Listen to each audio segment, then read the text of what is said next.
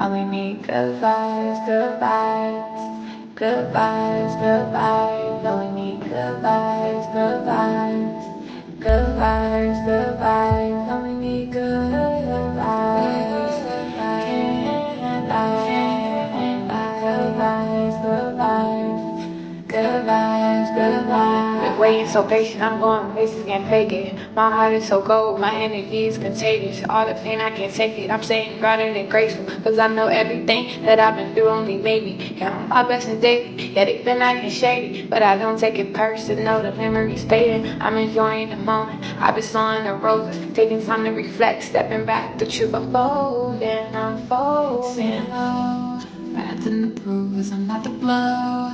I've been in the booth, speaking through my soul. You know that I'm true, either way it go, way it go. Either way it goes, I cannot turn cold, staying on the low.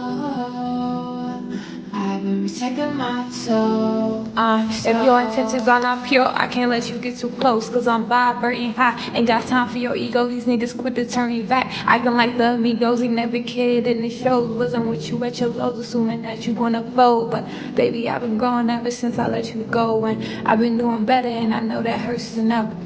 Hurts to know. Only good vibes around me, and that's for sure. Me good vibes, good vibes.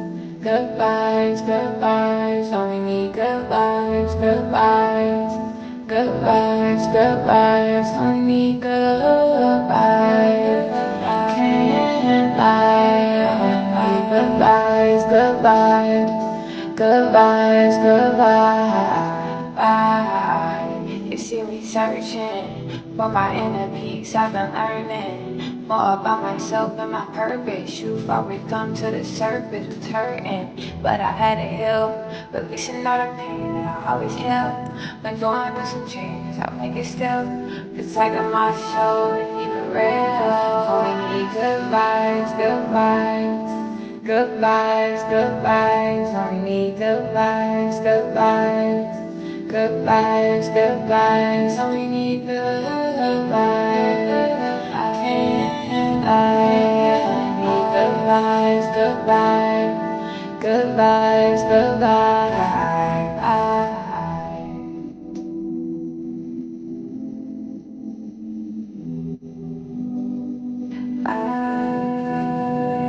Yeah, only good vibes, only good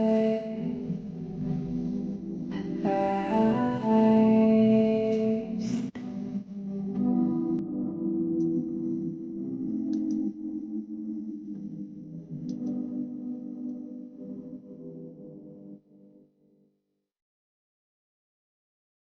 Okay, welcome, welcome. Let me stop the music. And who do we have here tonight? Who do we have here tonight? Let's check into it. Tonight's the members only live stream, and I want to welcome everyone in and also let you know that, yeah, we'll be talking about some interesting things tonight. I'll tell you momentarily. I just want to say hi to everybody first. So let's see who's up in here. Please let everyone know we're here in case we missed it. All right, we got David Rogers. Boom. What's up, David Rogers? All right, we got Deb731, main mod. Deb, thanks for being here, Deb. Should be pretty mellow tonight. We got Rebecca Ann. We have Mr. Monday. Also Bonnie. Erica Morris. Carla Ann. All right. Pinky in the Brain. Support with Steffa. All right. So good to see everybody. Boom. We are in here. Let me remove this chat out of my way. All right. Good, good.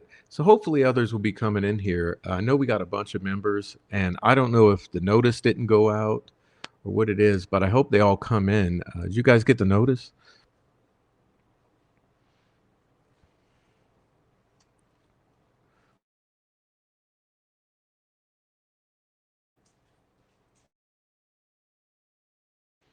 All right. So we got a little stuff going on here, but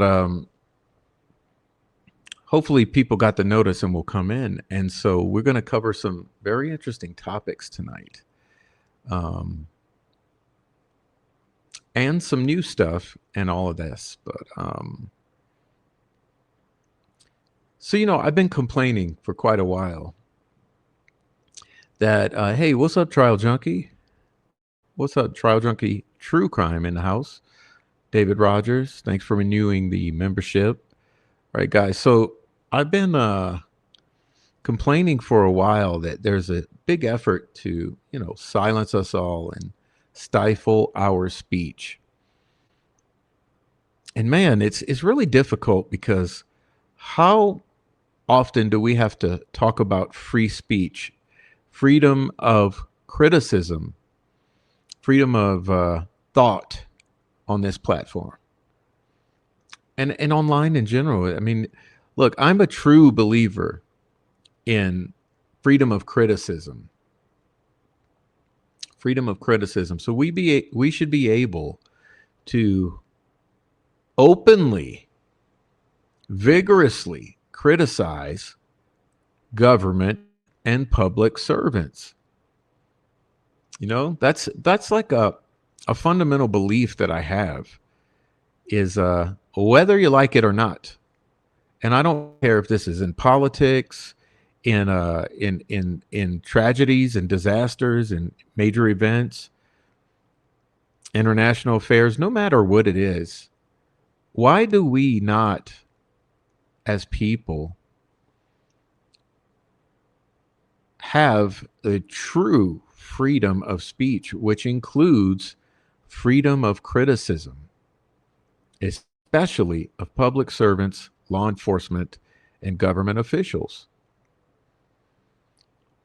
And so the reason I bring that up is because there's such an extreme effort to stifle our free criticism, to stifle our discussion and opinions and the sharing of those criticisms, discussions, and opinions.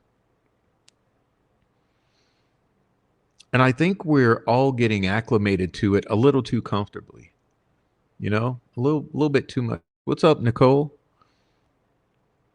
You know, uh, and I bring it all up because there's such an immense effort, especially here in the Delphi case, but in other cases, to really silence people. And I just don't understand it.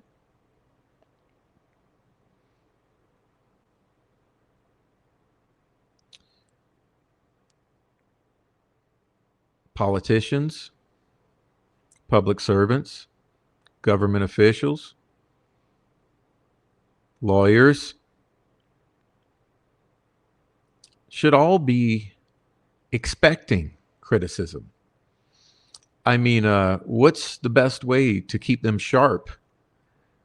It's to sharpen them with criticism and to sharpen each other with criticism.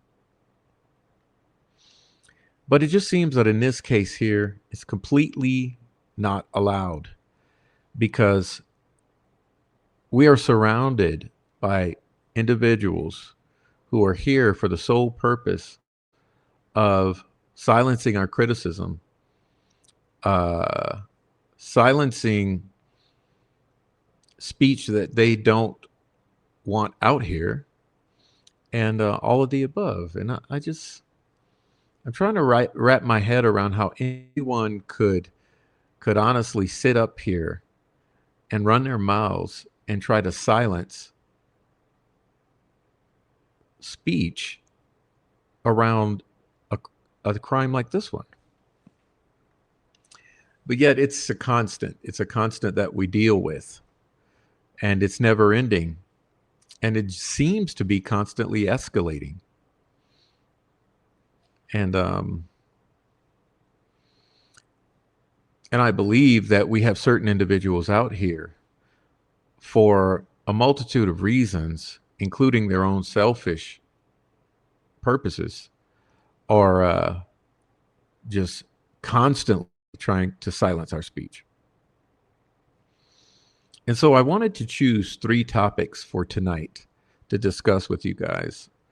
3 topics which are among a handful which constantly bring about this effort to silence, to discourage, and to steer the discussion.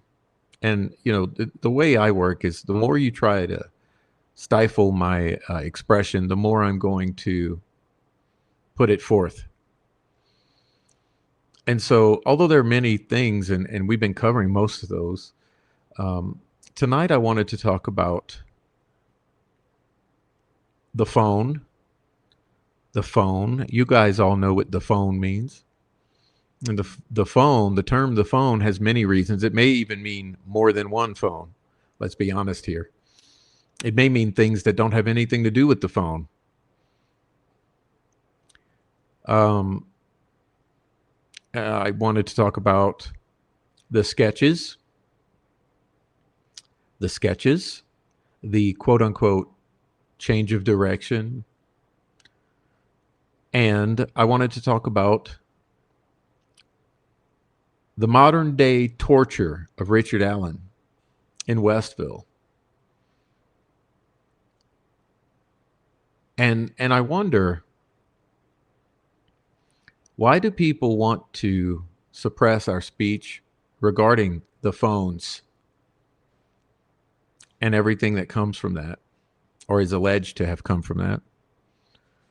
Why do they want to stifle our discussion around the sketches? And why do they choose to try to deflect and stifle our discussion about the unprecedented pretrial solitary confinement and torture of Richard Allen? And so those are the topics I want to talk about tonight. Okay. And hey, thank you, Steffa. Thank you, Nicole. I truly appreciate the support here tonight. Support with Steffa, Nicole, David Rogers. You guys are amazing. Um,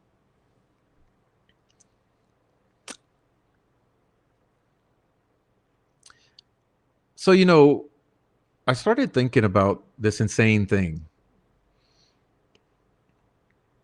And that's that in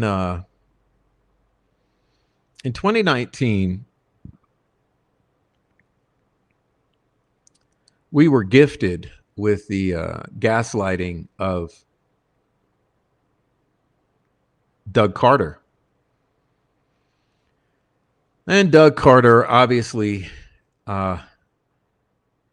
he really did a good performance in 2019, April.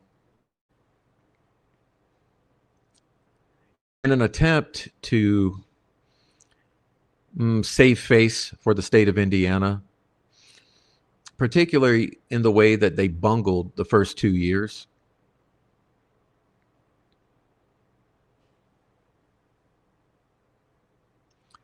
And I started thinking about this theatrical performance he put on.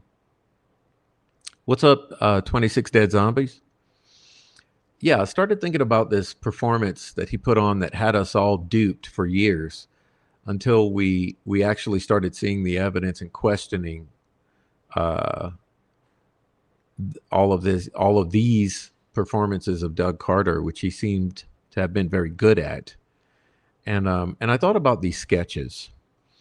And I've been discussing with my inner circle all of the things that have started to come.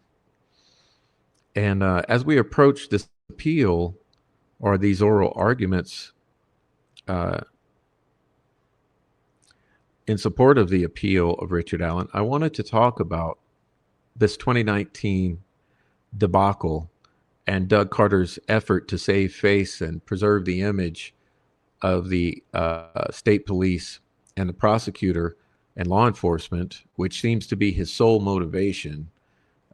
He's a company man, and he seems to be solely interested in preserving the image of the Indiana State Police and by uh, association, the prosecutor, law enforcement, and the state in general. Then I started thinking about these sketches.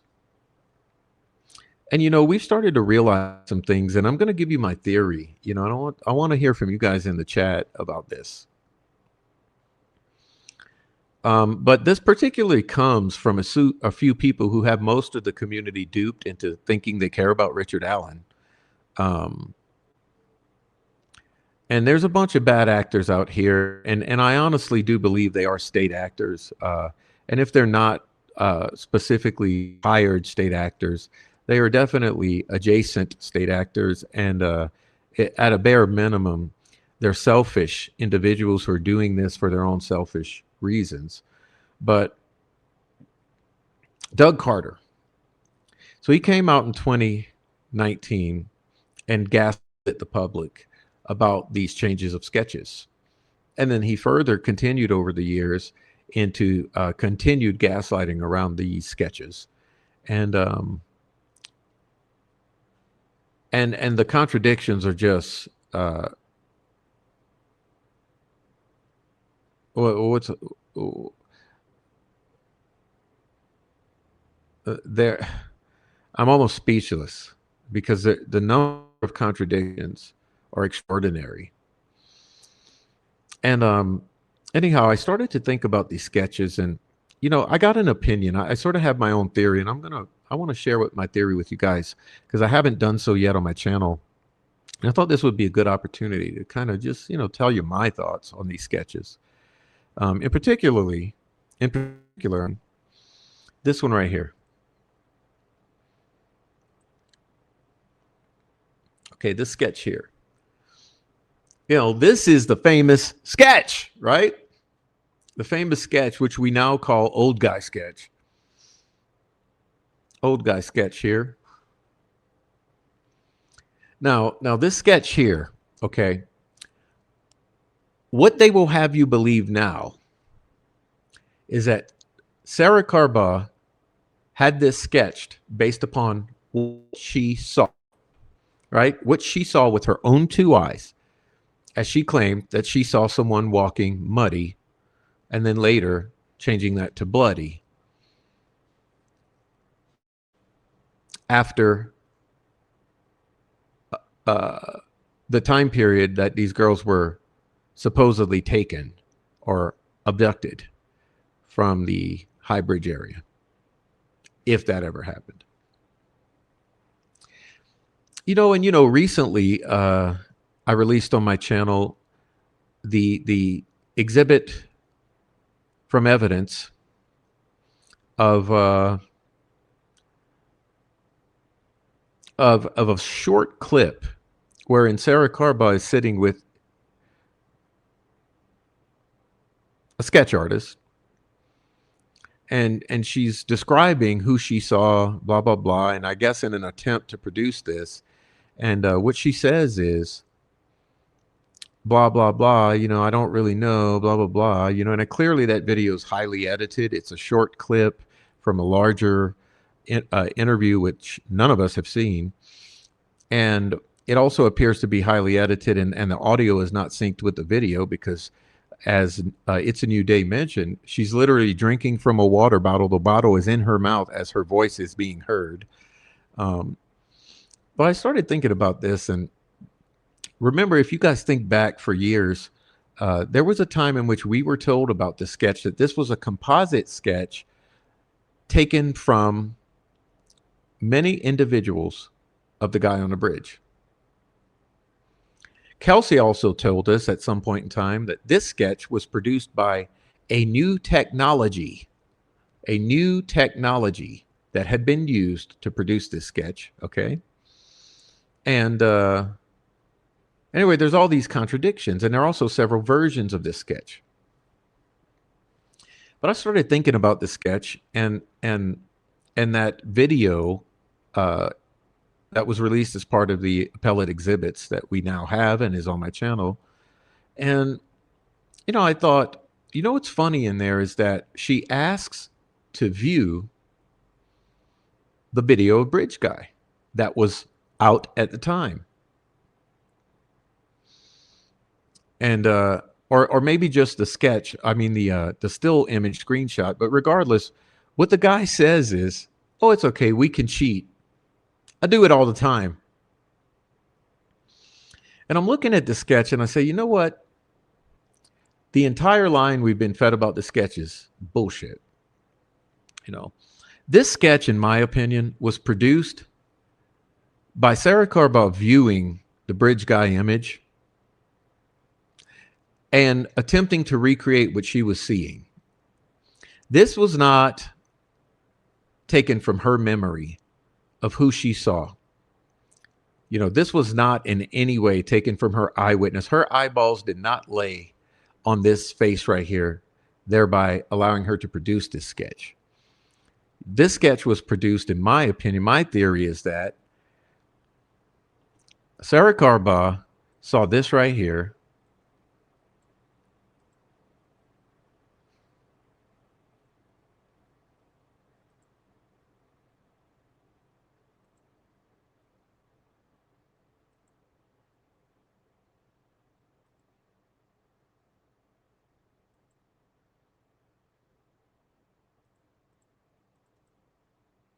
Okay, probably something like that. She saw this and she looked at it and looked at it and looked at it and looked at it and used her imagination. Okay. And the end result of that, or the product of that, was this. Okay. So Sarah Carball sees this.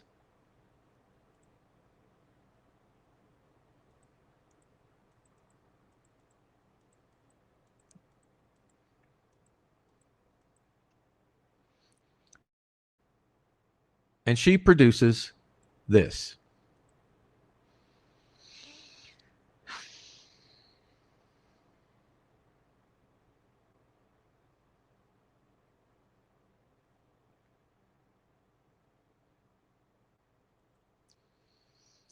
And for 2 years, the Indiana State Police is absolutely duped. They absolutely believe her and are duped.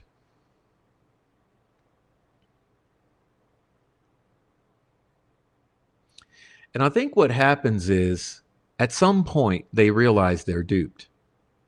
At some point they realize that she saw this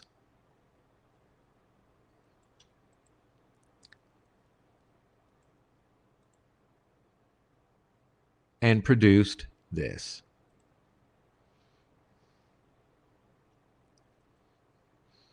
And they say, oh, fuck. We messed up.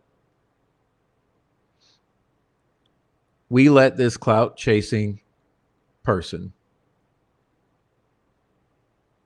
fool us.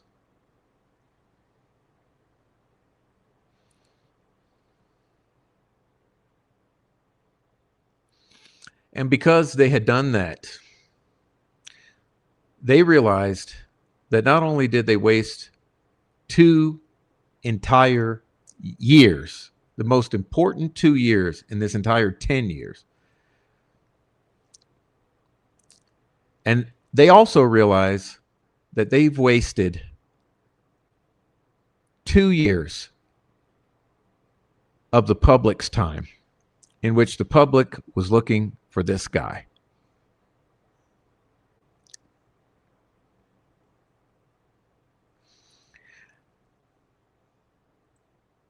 And when they realized that, they realized that they goofed. So they get the brain trust out and they start to strategize in an executive committee meeting. How do we fix this blunder?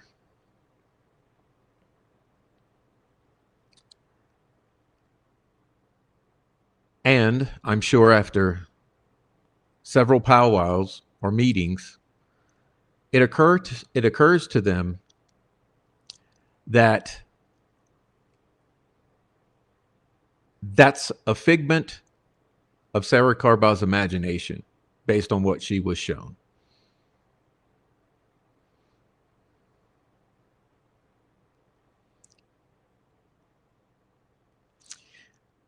So once they realize this, they have to go back and figure out, uh-oh,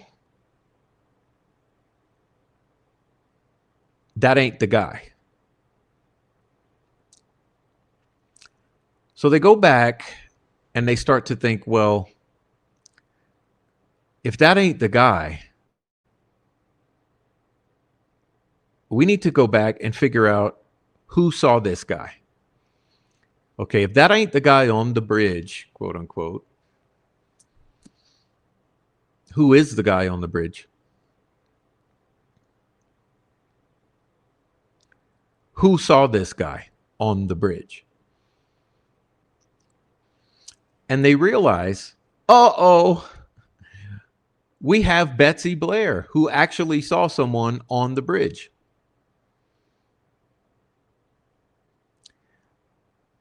So they say, God damn it. We only got one person who saw someone on the bridge, and that's Betsy Blair. Fuck. And so they go back to Betsy Blair's description and sketch. And they come up with this.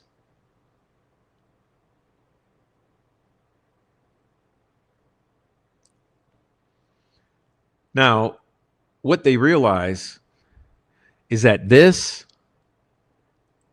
ain't this, because this is a complete figment of Sarah Carbaugh's imagination based upon this.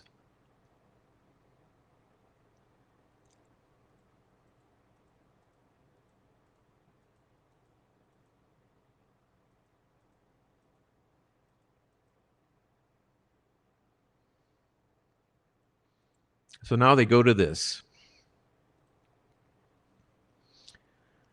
And they realize this is an incredible embarrassment. Absolutely fucking incredible botch job and embarrassment. They realize that, oh shit, this is the only guy who was seen on the bridge.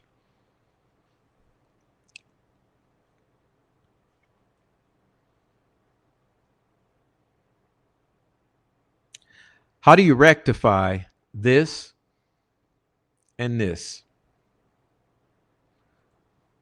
40s, 50s, 20. Never existed, existed. Figment of imagination, 10 out of 10 from a witness. Complete and utter bullshit, high probability of being someone witnessed on the bridge.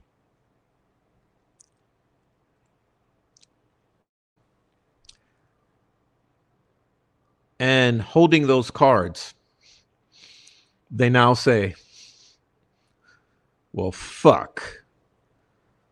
We're going to have to send out Doug Carter.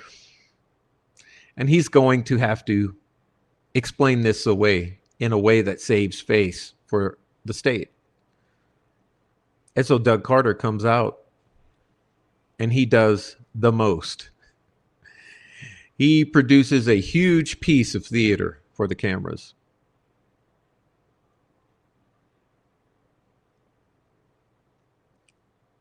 And he lies. What's the lie, Prof?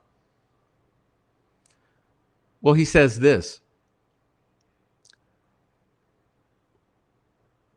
You never thought we'd change investigative strategies. We're going to change directions. The sketch you've been looking at for 2 years will be secondary, and this one will be now primary.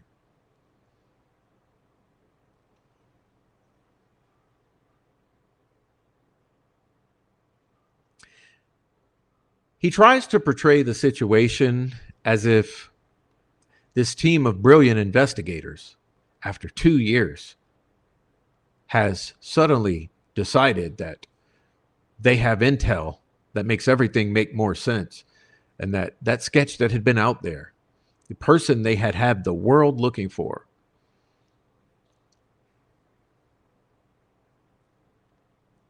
was somewhat inaccurate. So what we're going to do is we're going to show you an entirely different face.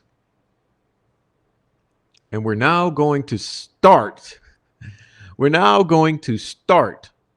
with, at a minimum, at least someone who actually was witnessed out there and actually on the bridge that day. And they give you this.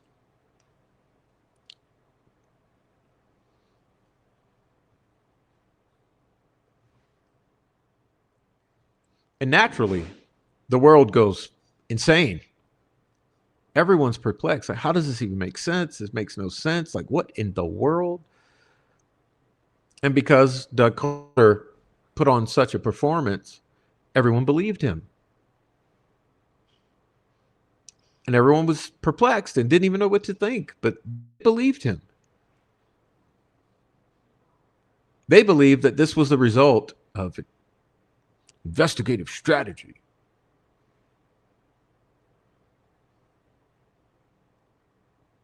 And people were so confused and up in arms, and there was so much noise and confusion about it, that they decided a few days later, we better make this absolutely clear to people. So as you see, on April 24th, 2019, Kim Riley and Dave Burston produced this document here. And it looks real official, really official. They say multi-agency task force. Okay, not Doug Carter, not Nick McClellan, not Shane Evans, not Kim Riley, but the multi-agency task force clarifies points about the Delphi murder suspect sketches that Doug Carter lied and bullshitted and gaslit the world about.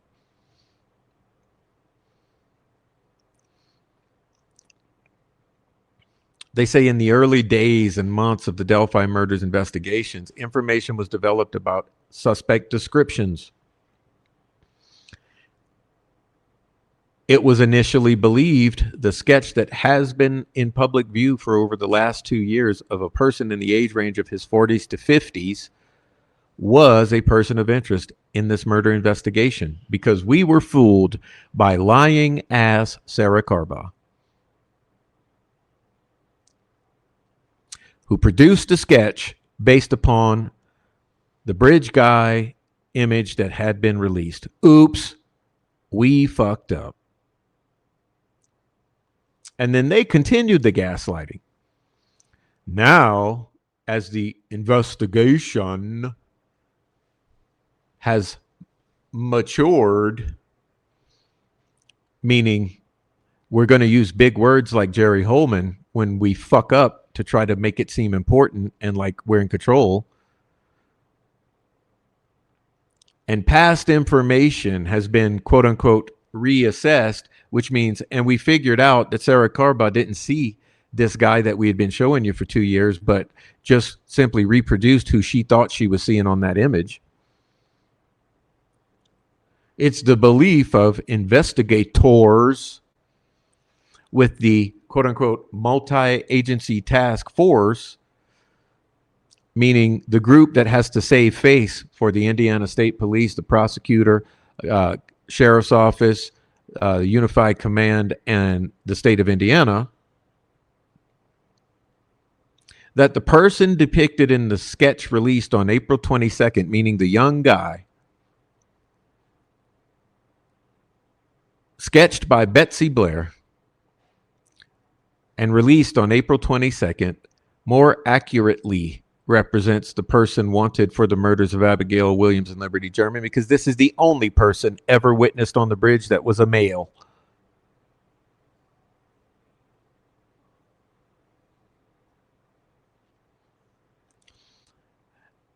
And they then give you the deets, right?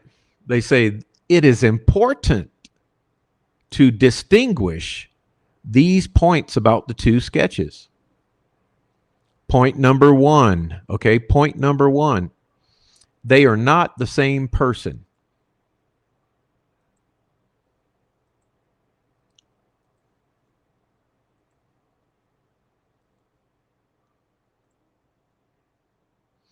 Point number two, the person depicted in the original sketch is not presently a person of interest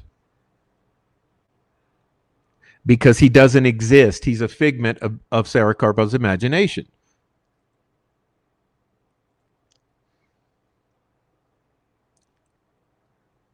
The new sketch, released on April 22nd, The Young Guy, it is representative of the face of the person captured in the video on Liberty German's cell phone as he was walking on the bridge. So they're saying, well, now we believe that this guy,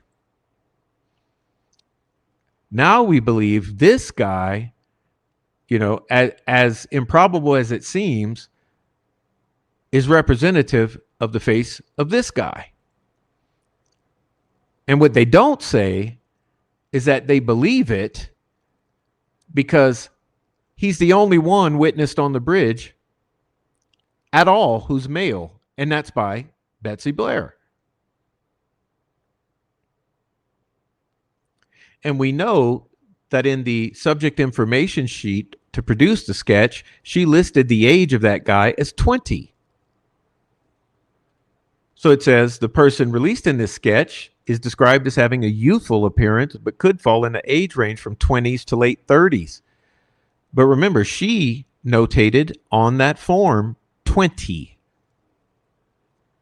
years of age.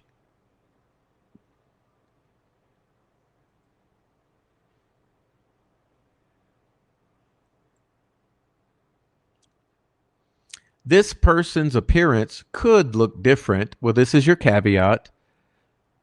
If he has grown a mustache, if he has grown a beard, or if he has let his hair grow longer or cut his hair shorter. So yeah, in other words, since it's been 2 years, this guy may have grown a beard. This guy may have grown longer hair. This guy may have shaved his head.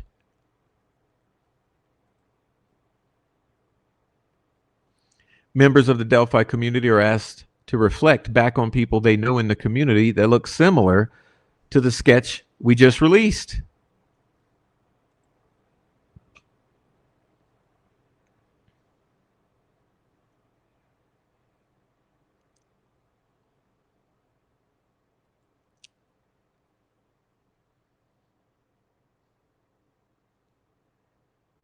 And so they made it absolutely clear that these two sketches are not representative of the same person.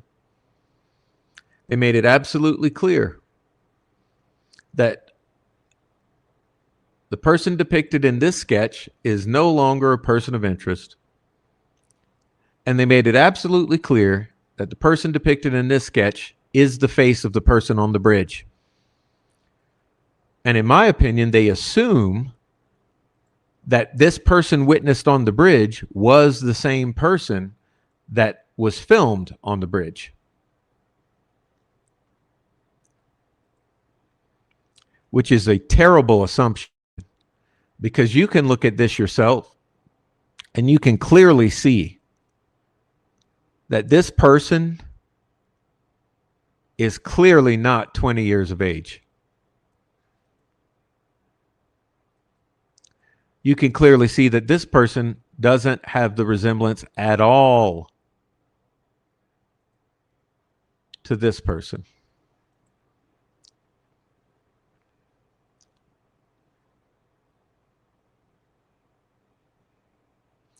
And if you start to think about the fact that Sarah Carbaugh saw that piece of footage or a still from it, and she imagined this face, even up to the detail of the headwear,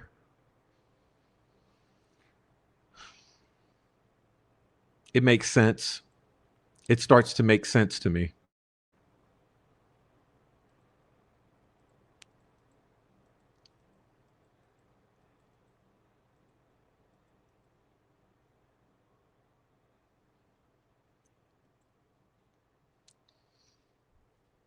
So that's my theory of these sketches. And what was infuriating is that after all of that, and after the clarifying document, which clearly states in the first fucking bullet point that is predicated by it is important to distinguish these points. The very first point, the primary point, is they are not the same person. And I don't know whether you guys are aware or not, but you do realize that this has been wiped from the public record, right? This has been wiped from the public record. You cannot find this. Thanks to Prof.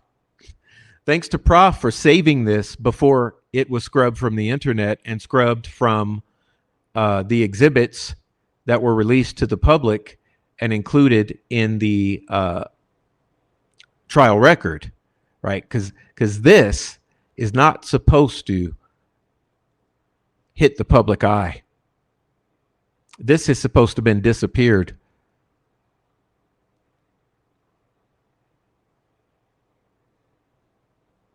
This is something they don't want out. In other words, what would be the purpose of redacting this and making this confidential? What would be the purpose of making this confidential in the public trial record? Someone explain to me why it would be deemed necessary to make this confidential and wipe it from the public record and wipe it from, scrub it from the internet. This is supposed to be disappeared.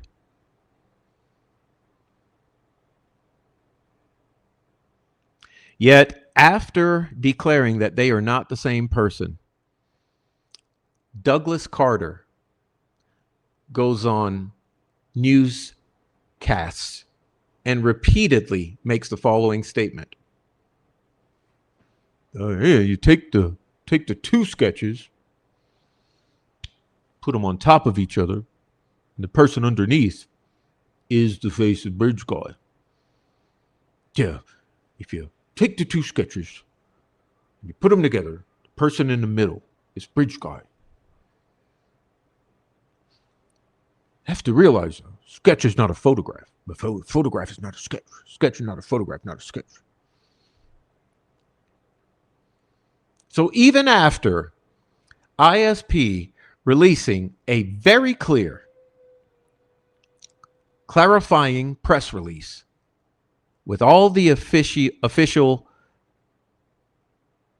language here, multi-agency task force, investigation, matured, ISP label at the top, bullet points, they are not the same person. Doug Carter has the audacity to come out and tell you that no, they are the same person. He totally contradicts that press release, that clarifying document. And he says, no, they are the same person. They are the same person. Never mind that on April 24th, 2 days after my bullshit press conference in which I covered for our incompetence and said, no, we weren't duped by Sarah Carba into believing she saw that guy on the bridge. We just haven't matured the investigation and changed investigative strategies. He gaslights the world continuously, even after the arrest of Richard Allen, and says, well, sketches, sketch, not photographs, sketch. You take them both and put them together. Even though we said the older guy was no longer, and we're now going to change that and contradict ourselves to the extreme. And does it make, is it any wonder that Judge Francis Gull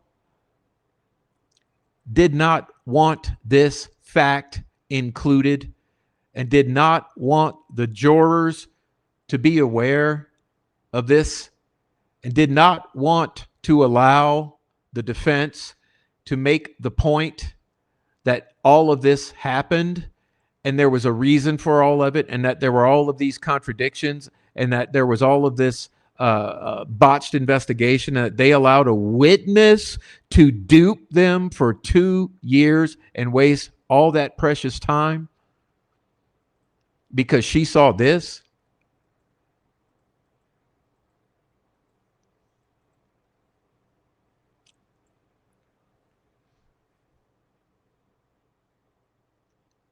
And because it was a total railroading, they got their way. And they hid this from the jury. They did not tell the truth to the jury. They excluded the entire Sarah Karba interview from the jury. They kept the jury from hearing all of those things. They tried to gaslight the public and the jury into believing that although she described someone as muddy and in a tan piece of clothing, that she simply forgot. She forgot he was bloody for several interviews and I don't know, 30 times of saying the word bloody. She just forgot. And oh, by the way, I guess it was recorded over, or I said it when the camera wasn't running, and maybe the camera glitched, or maybe the transcript's in error, but I definitely said bloody one time at least in the first time. And something happened, because even though it's not on the record, I'm sure I said bloody, and just something happened. It was an accident. When we know she said muddy dozens of times.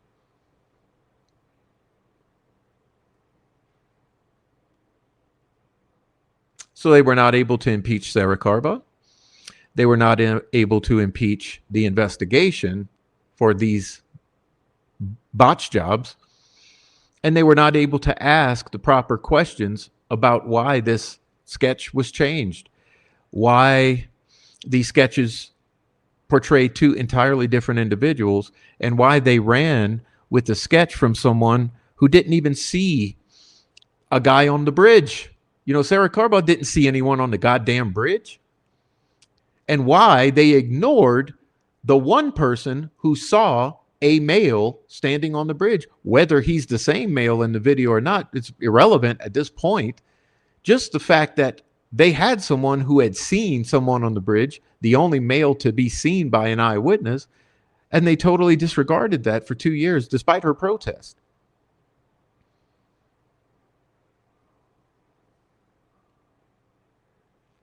And because public image took precedent over the truth,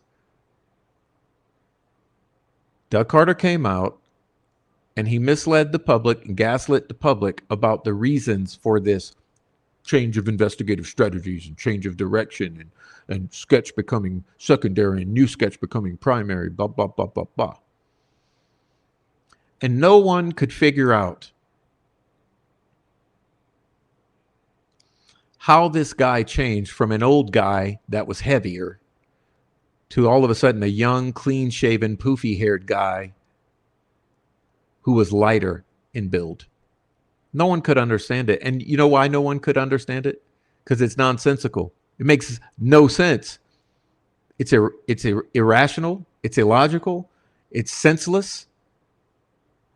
And of course, the public was perplexed.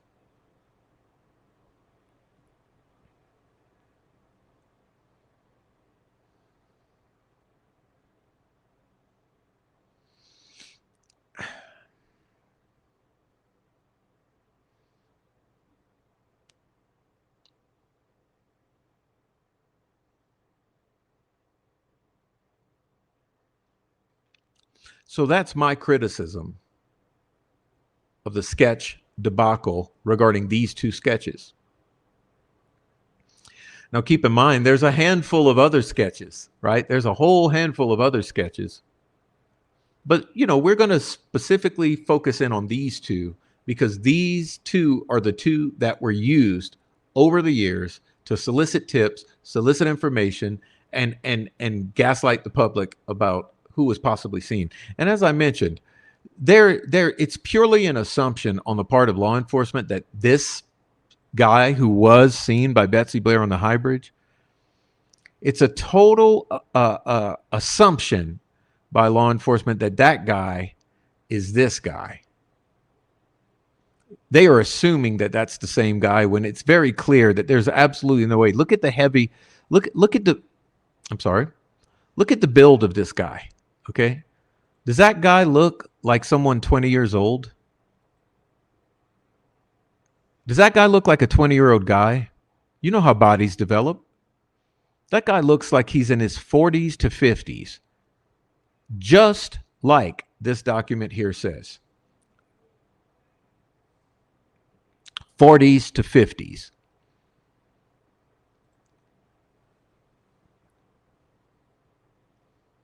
So that covers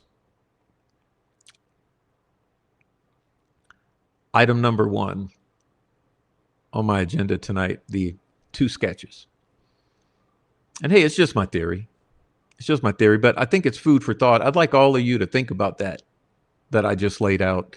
And, I don't know, use your logic and see if that reasons well with you.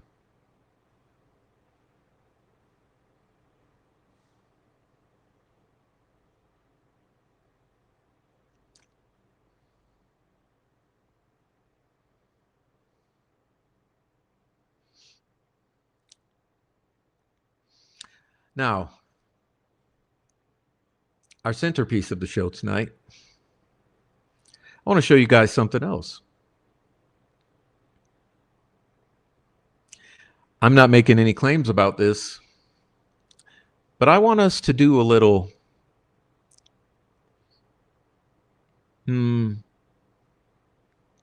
looking at this.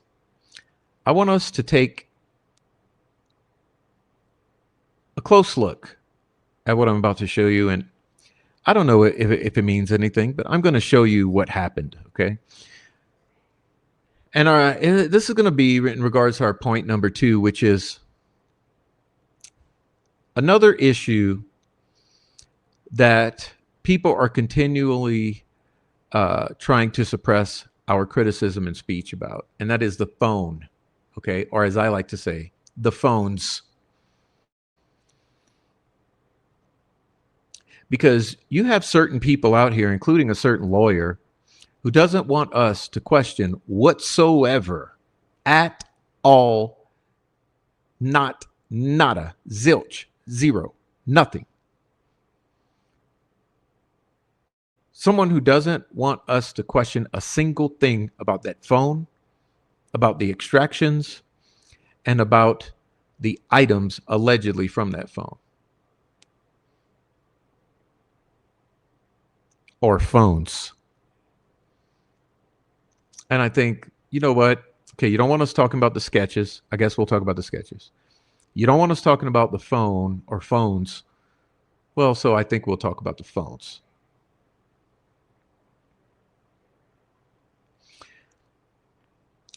So, as you probably realize, there are a lot of questions about the various extractions, about the analysis of the extractions, about the content of the extractions, and about the supposed evidence that has come or is alleged to have come from this phone or phones. And you know, something I've shown to you often is this Abby on the bridge pic. Abby on the bridge pic, which I don't need to show you tonight. You know that image. You're aware that that image was not found on the phone, despite everything else allegedly being recorded as being on the phone. Of course, that image, nope, no Abby on the bridge, comes off the internet and was admitted as a piece of evidence in trial, despite coming from the internet, meaning it's complete fucking hearsay, right? Complete, utter hearsay. An image screenshot off the internet, admitted into trial and used as evidence against Richard Allen. A screenshot from the internet of something that every single reliable Photoshop expert and image analyst who's looked at has said is absolutely faked in Photoshop. That's the image of Abby on the bridge. Repeatedly analyzed as being a complete fabrication, a Photoshop job. Taken off of the internet, screenshot off the internet, allowed to be admitted as evidence in this trial against Richard Allen. No record of it as being on the phone.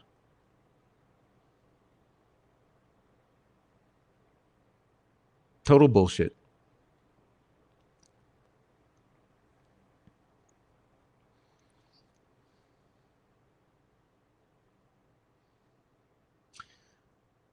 Well, then you had the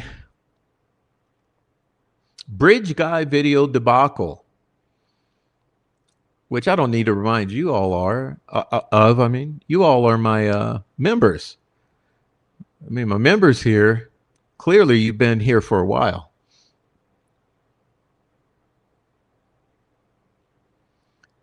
And you know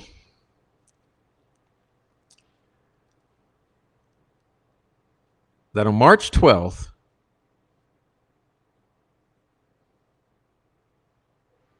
can't remember the year now, was it 2025? The Cranks released a video which they claimed was being released by the defense, which they claimed was the original video of the phone, and which they now have included in at least one or two website resources for the public that they have developed.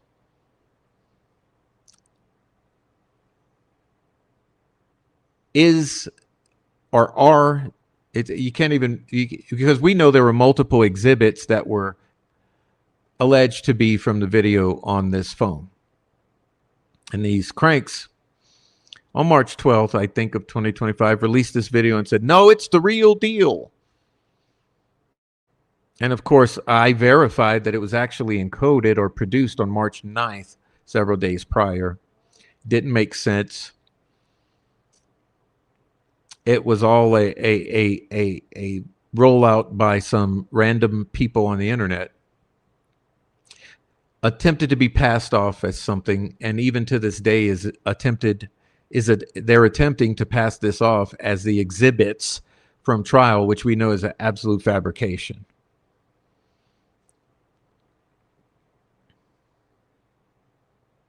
And you know that there was a good year of fighting because I dared to point that out to all of you and to the world, is that no.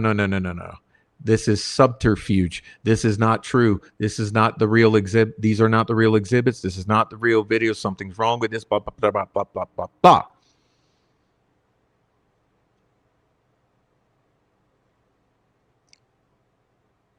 And you know, I've also done quite a bit of I did a very thorough audio analysis of it, and I did a critical review of the video content itself, and that's on the channel somewhere, all of that stuff. But let me refresh your memory for those who haven't seen it in a while. Let's take a look at that, and I want to do comparisons. Let me pull up what they presented, okay, and show it to you, and I want you to just lay your eyes on it and see it, and then we're going to look at something else to compare it to.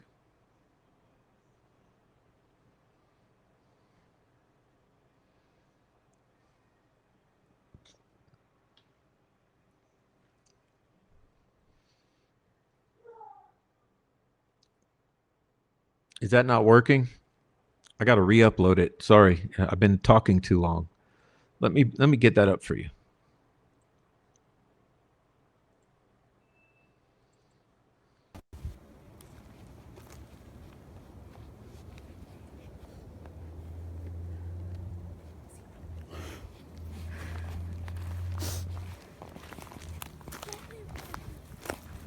See, this is the path that we go down.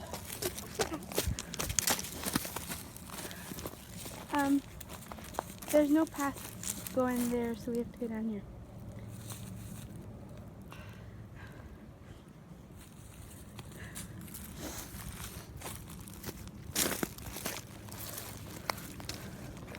Hi.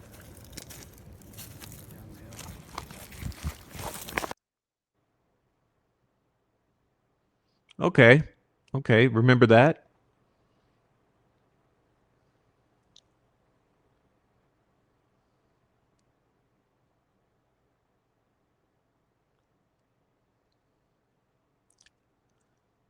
Now let's look at this.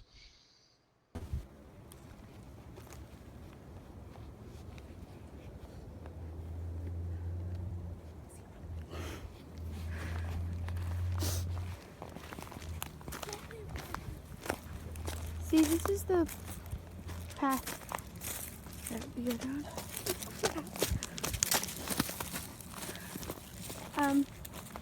There's no path going there, so we have to go down here.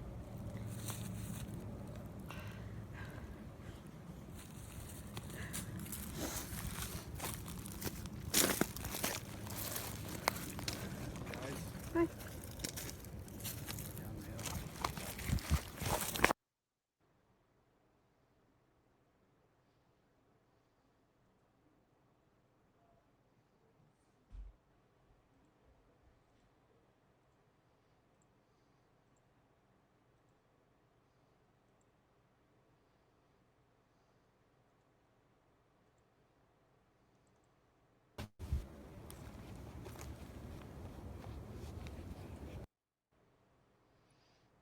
Okay.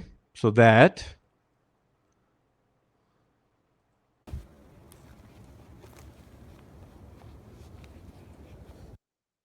That.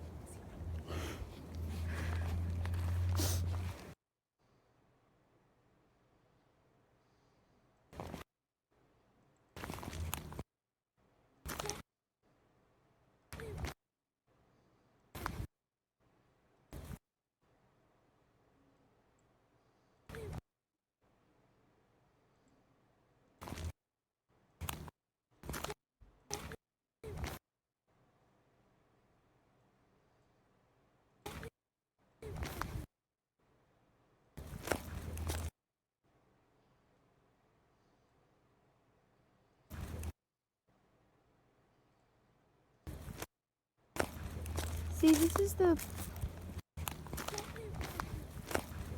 See, this is the.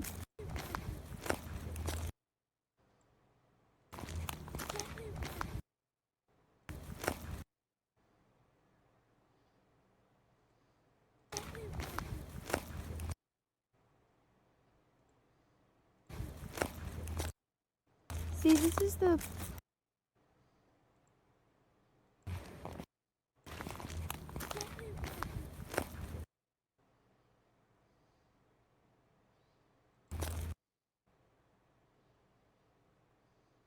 See, this is the path.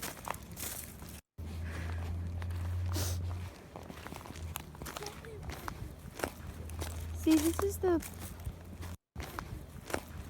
See, this is the.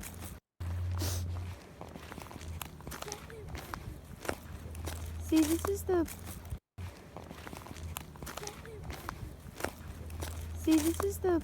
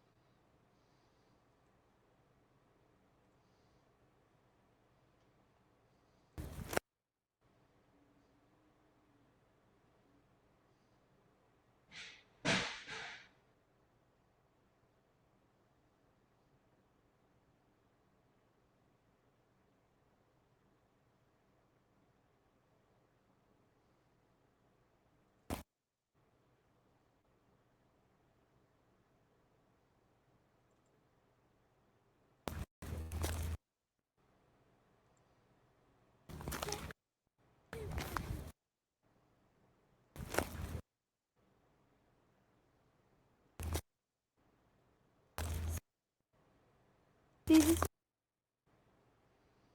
is the.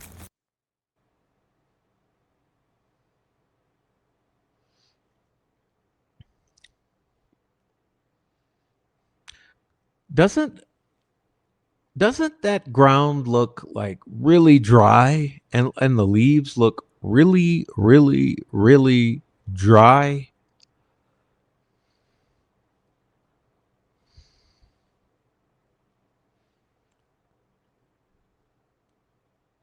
I mean, for me, that looks really dry for snow supposedly to be melting just before. See, this is.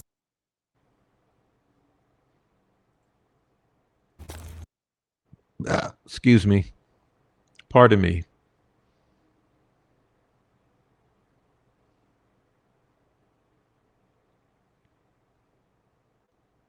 See, this is the. Path.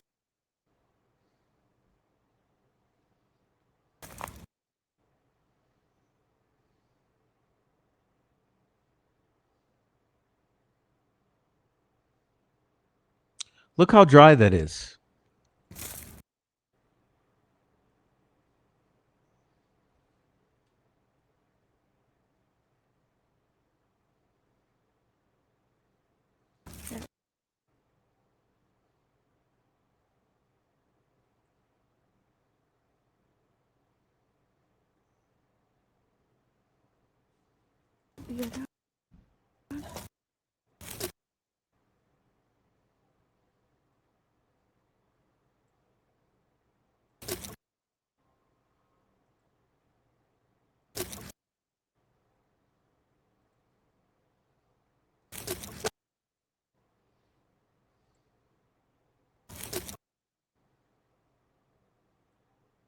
What's moving there?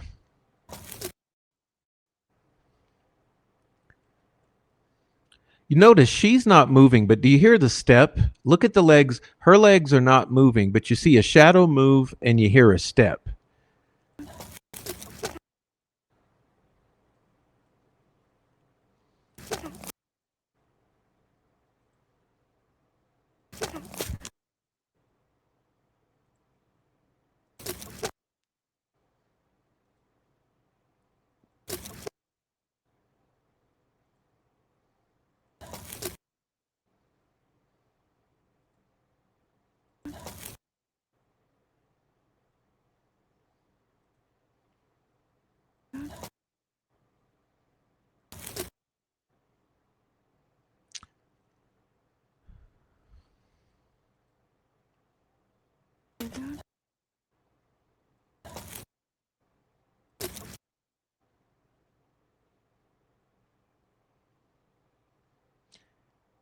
Hey, question. And since I'm here, is that a clean cut edge on the left side of the screen?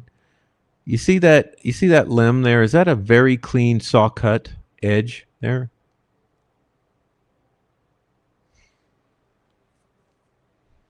You see the lighter colored uh, branch there that is like or stick that is coming from the bottom, and it's light colored, and it's going to about a little over halfway the top of the screen, a little over midway, and it has a very clean cut edge.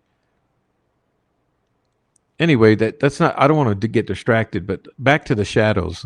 Listen for the sound and the movement in between her legs.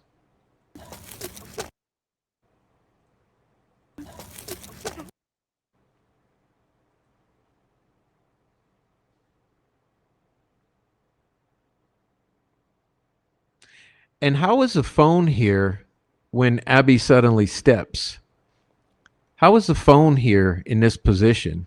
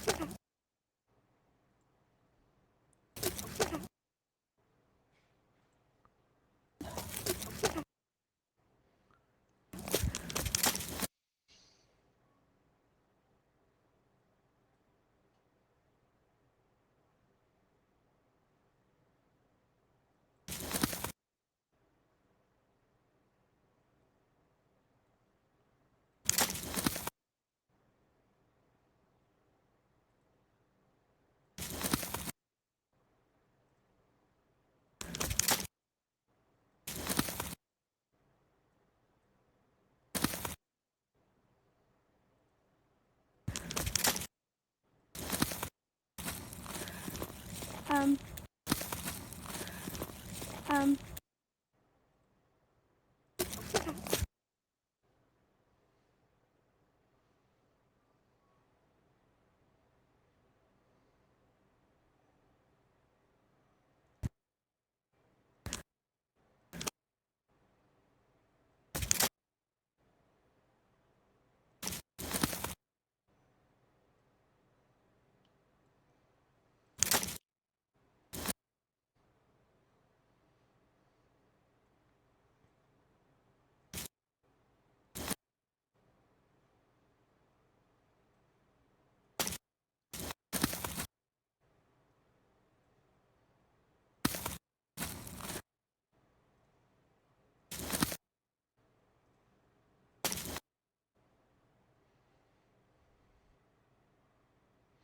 I'm just taking a look at the footwear.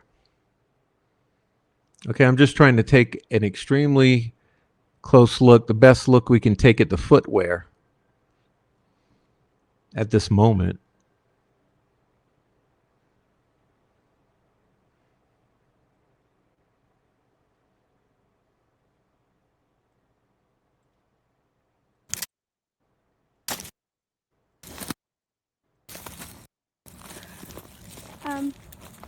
There's no path going there, so we have to go down here.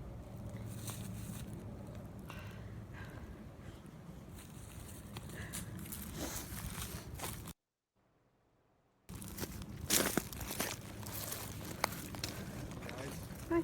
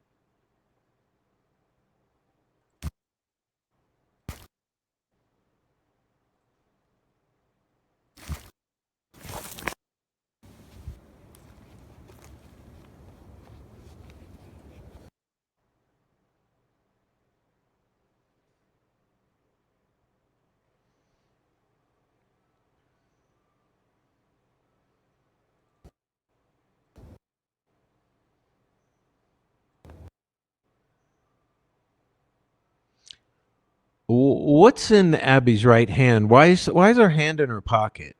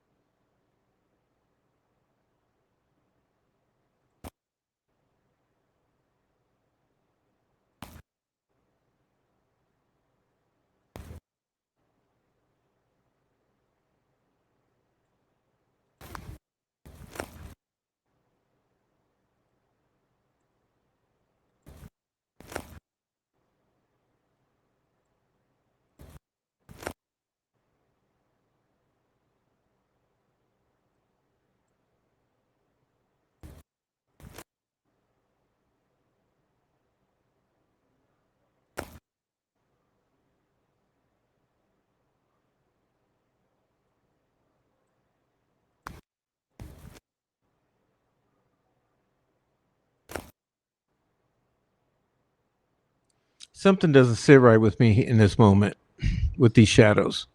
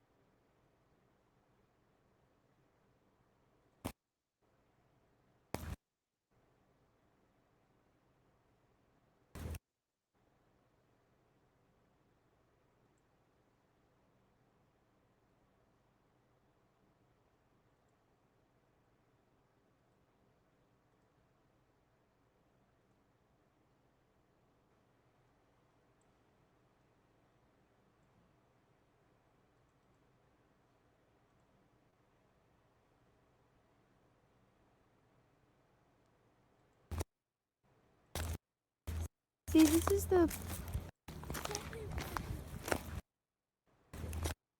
See,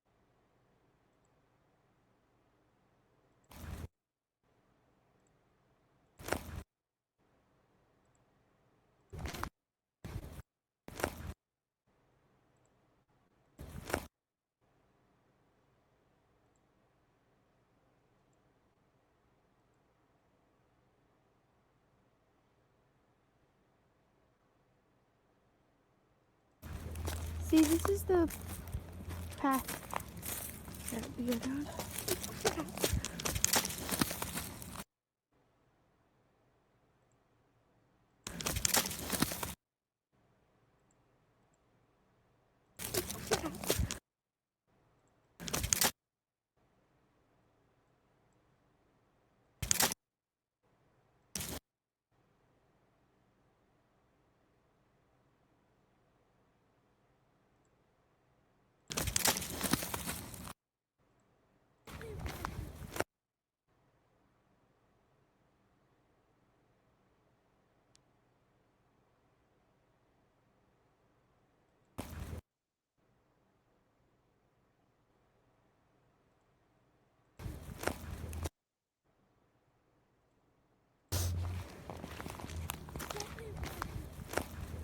See, this is the.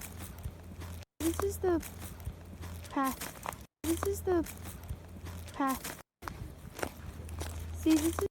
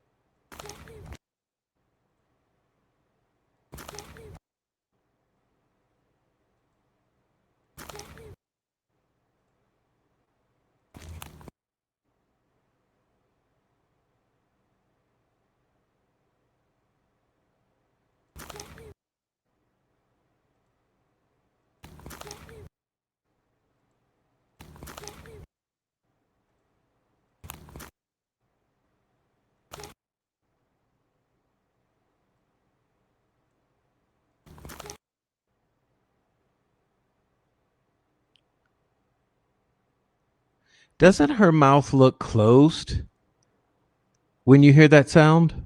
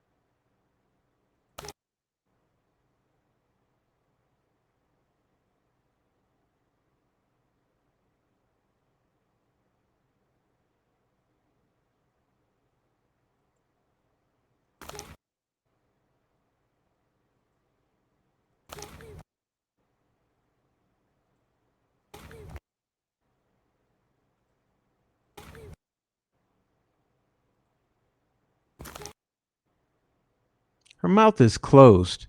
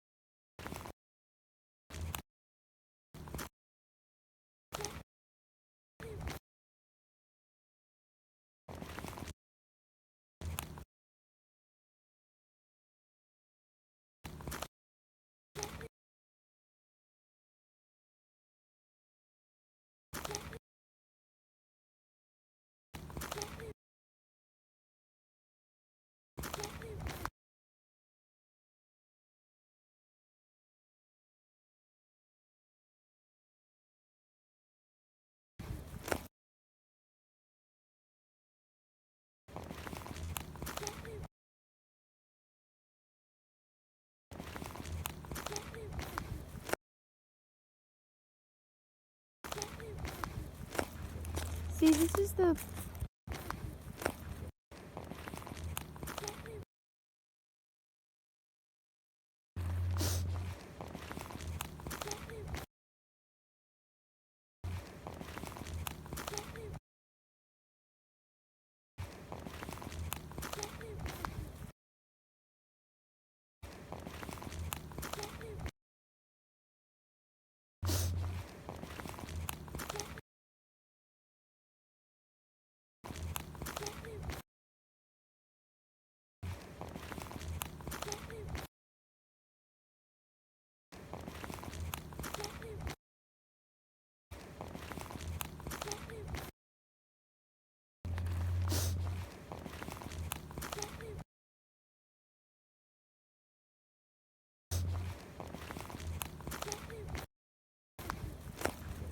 see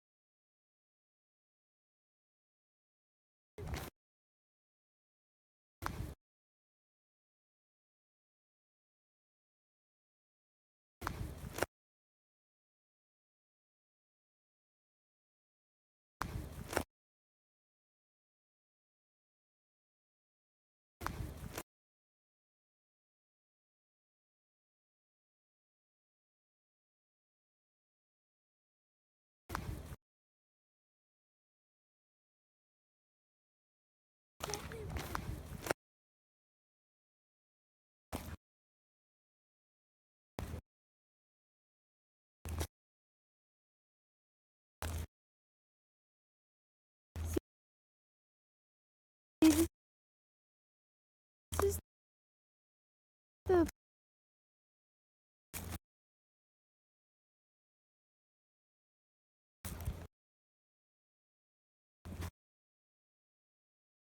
path.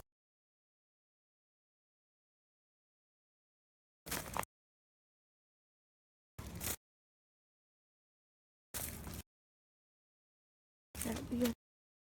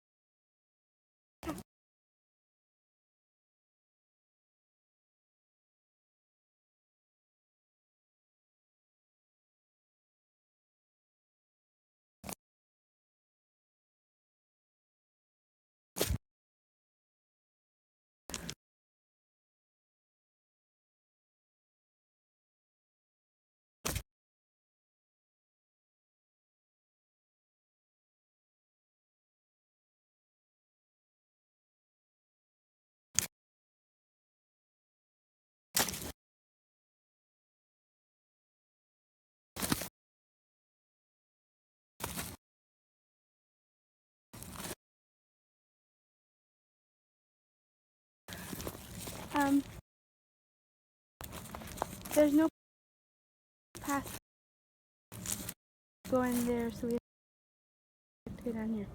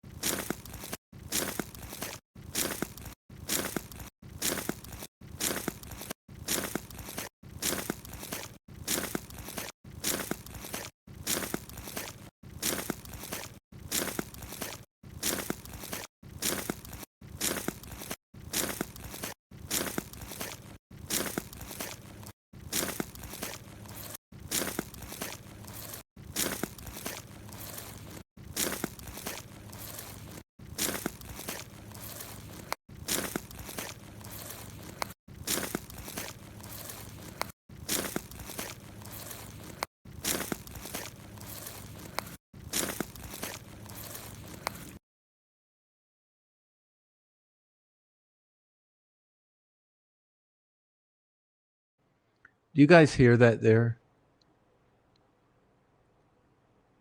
So I hear like two male voices, and I see a shadow in the far left corner moving.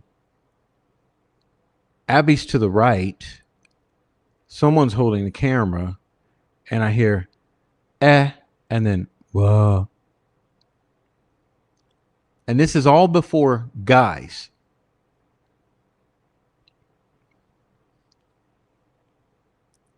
So before guys, I hear shadow moves.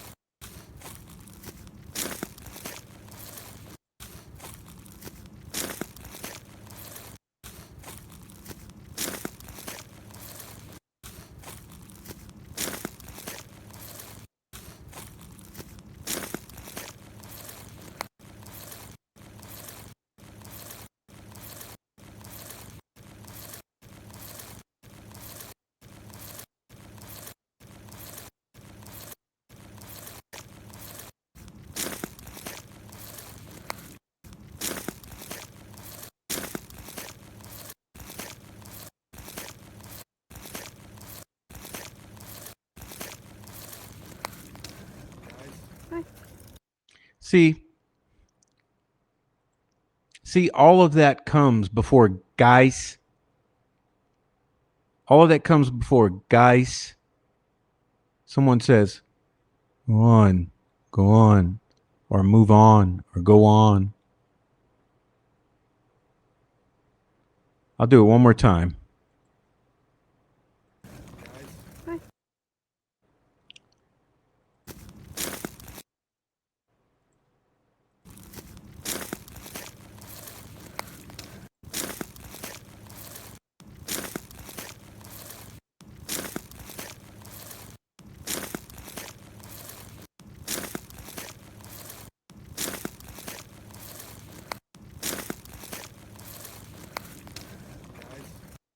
Then comes guys.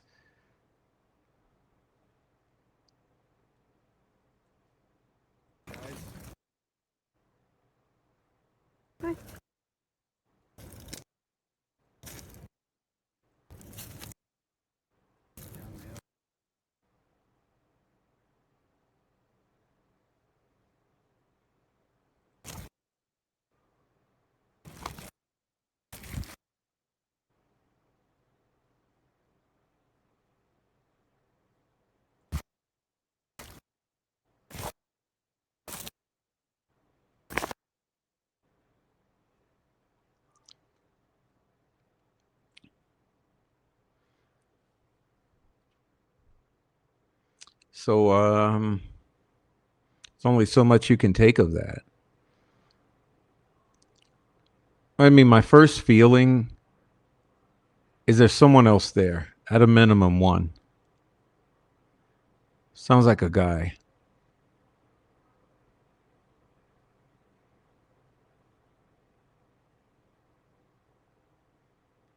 It's pretty interesting.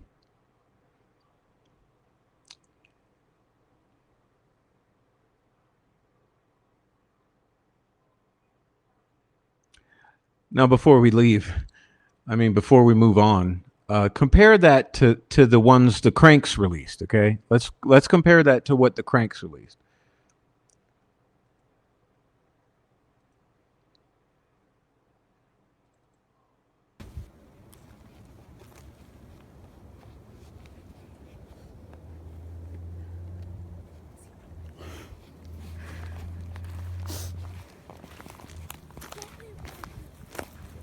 See, this is the path that we go down.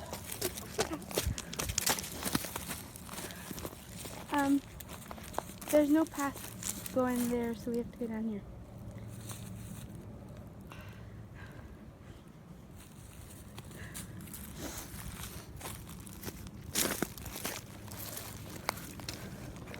Hi.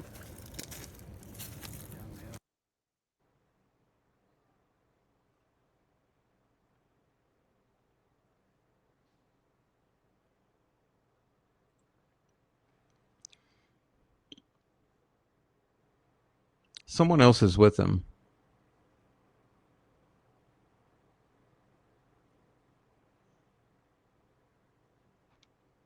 Hiding behind the camera.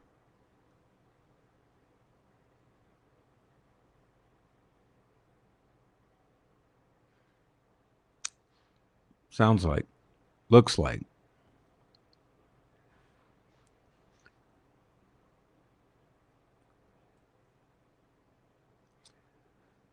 What do you guys think there? Yeah, I agree, Carla. Someone real close to the phone, real close to the girls.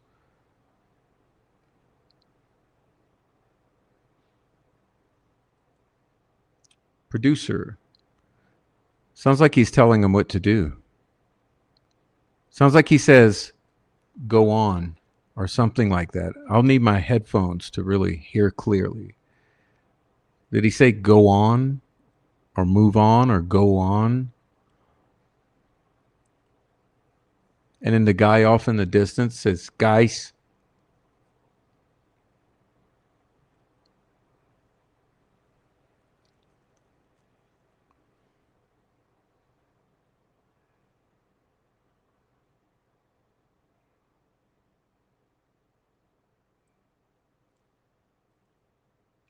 All right, enough of that. We're done. We're done with that.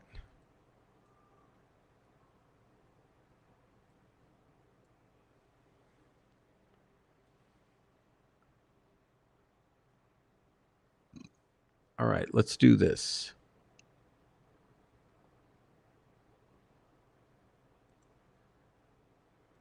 Let's see.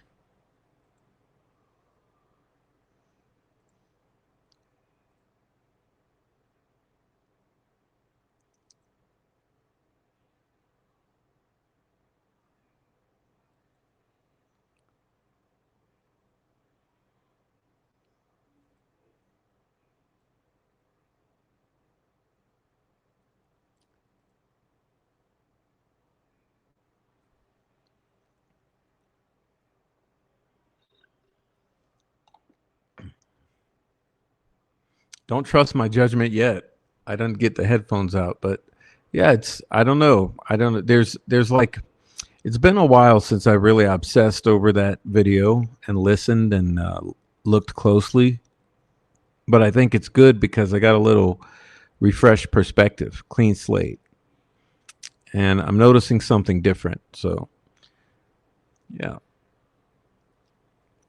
So part number 3. Okay, part 3 here. I said I wanted to cover the torture of Richard Allen in his unprecedented pretrial solitary confinement.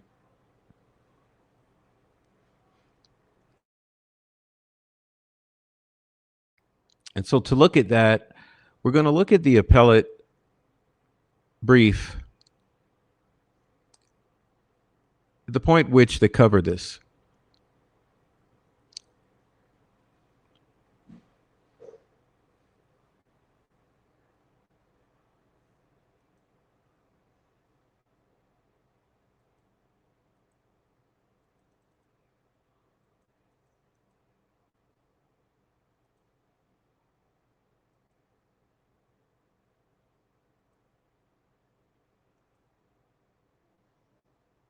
There we go.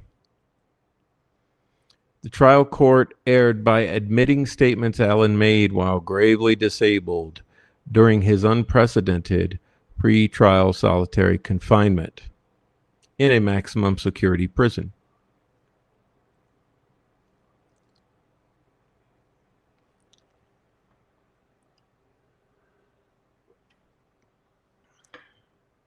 Give me a moment.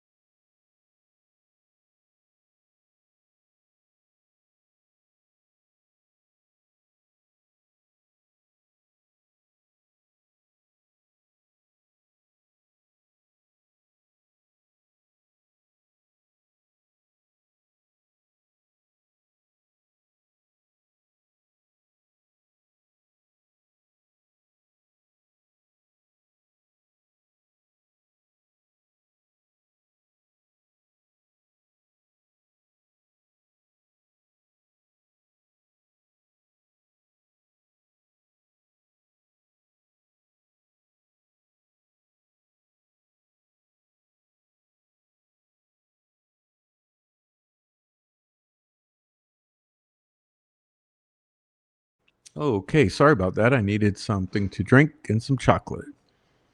So, we're talking about solitary confinement. And that solitary confinement is a form of punishment. And depending on its conditions, even torture.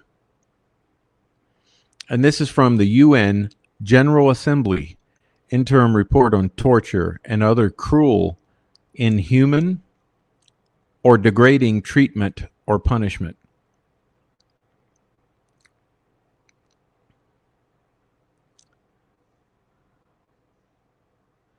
By 2023, when Allen was held in solitary confinement for 13 months, it was well established that prolonged isolation causes psychological pain, suicidal ideation, and psychosis. To protect inmates from psychological harm, the IDOC strictly prohibits solitary confinement over 30 days for anyone with serious mental illness and requires transfer if serious mental illness symptoms appear. When Allen exhibited the predictable symptoms of psychological pain, confusion, and psychosis, IDOC administrators refused to transfer him to a mental health unit. When Allen's attorneys informed the court of his dire condition, the court also refused to move him, and the prosecutor delayed and mocked counsel's concerns while collecting evidence of Allen's confessions. The question for the appeals court is unprecedented but simple. Should the state be able to benefit from Allen's psychological pain that their deliberate indifference to his mental health caused? Well, that's the crux of the matter, isn't it? That's what no one wants us to talk about who's screaming that he confessed. Should the state be able to benefit from his psychological pain that their deliberate indifference to his mental health caused? And if I would add, I would say that their corrupt administrative practices and plans caused.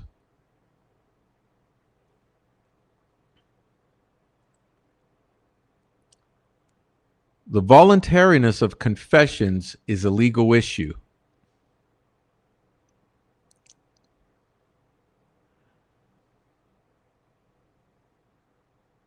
In 2011, the Southern District of Indiana held that IDOC's housing of mentally ill inmates in solitary confinement constituted cruel and unusual punishment, violating the Eighth Amendment. The Southern District found that serious mental illness includes delusional disorder, psychotic disorder, and major depressive disorder. Richard Allen had, at a minimum, 2 of the 3 of these conditions. Segregation is harmful to prisoners with serious mental illness due to the lack of social interaction, significant sensory deprivation, and forced idleness, leading to decompensation and psychological pain.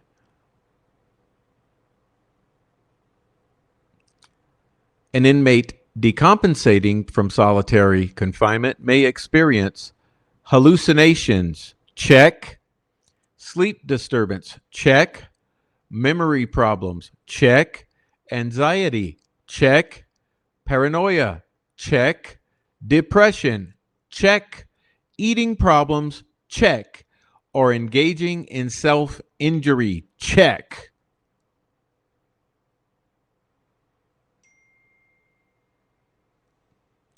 Suicide watch further exacerbates the illness.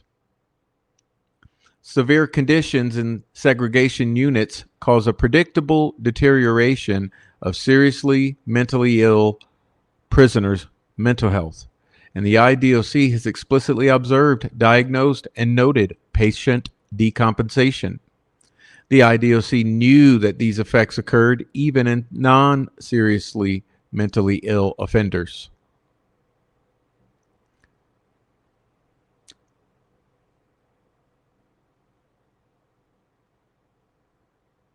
If an inmate decompensates into serious mental illness and is unlikely to return to general population within 30 days, transfer is required. Allen admitted Dr. Westcott's 127-page report, Exhibit BB11. On August 21st, 2023, Westcott evaluated Allen, who had been in Westville over 9 months. He was terrified, unsure of what was real, and wondering if he was dead, in hell, or waiting for heaven.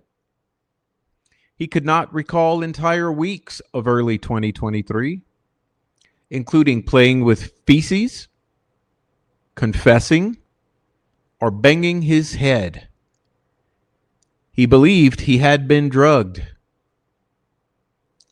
Dr. Westcott cited IDOC records showing acute periods of confusion, paranoia, delusional thinking, cognitive slowing, aggression, and combativeness.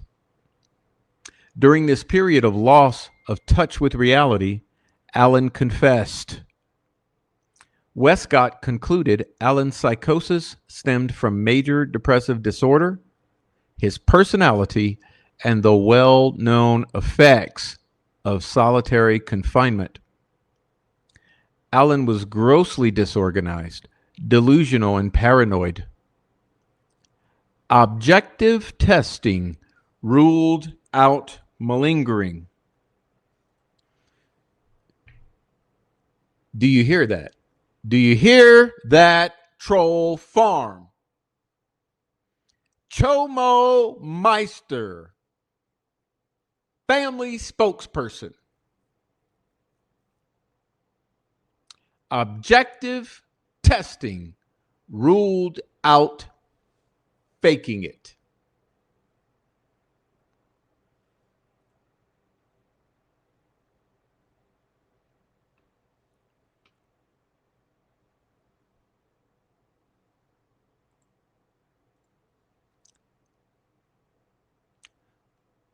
The trial court clearly abused its discretion by refusing to admit the IPAS order settlement into the suppression hearing.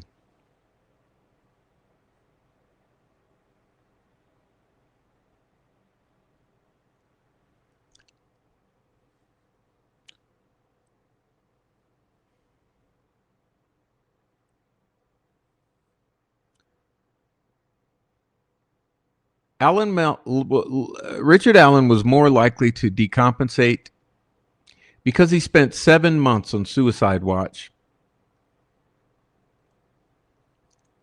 The order settlement shows how extensively IDOC violated its own policy, as it includes major depressive disorder in the serious mental illness definition, restricting Allen's solitary to 30 days.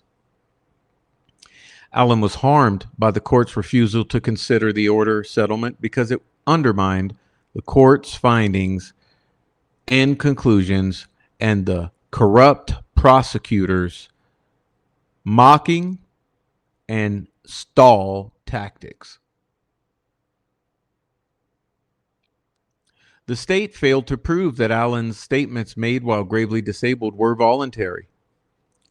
An involuntary statement obtained through state coercion or action violates due process and is inadmissible.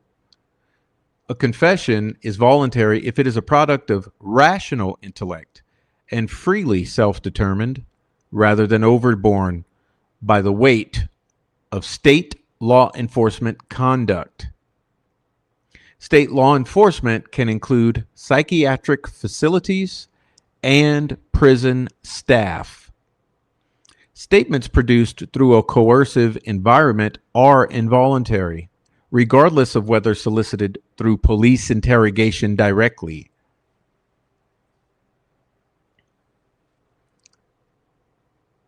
When state actors use subtle forms of psychological coercion, the defendant's mental illness is more significant in the voluntariness determination of the confession. But the state must still exploit the defendant's illness with coercive tactics. This is generally done through aggressive interrogation, but exploitation can occur in other ways.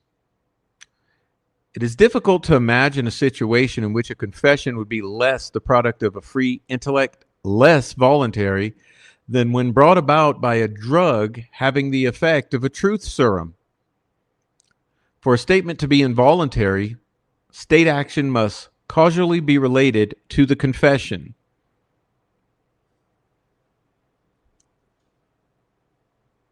Contrary to the court's finding that Allen failed to prove state psychological coercion, it was the state's burden to prove Allen's statement voluntary by a preponderance of evidence. To the extent Allen had a minimal burden of production, he met that. Prolonged maximum security solitary confinement of a pretrial detainee, especially after psychosis develops, is state action.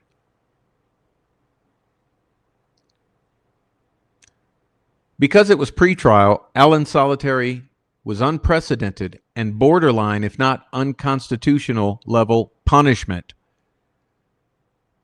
Other IDOC safekeepers, quote unquote, were in mental health units, not in solitary confinement.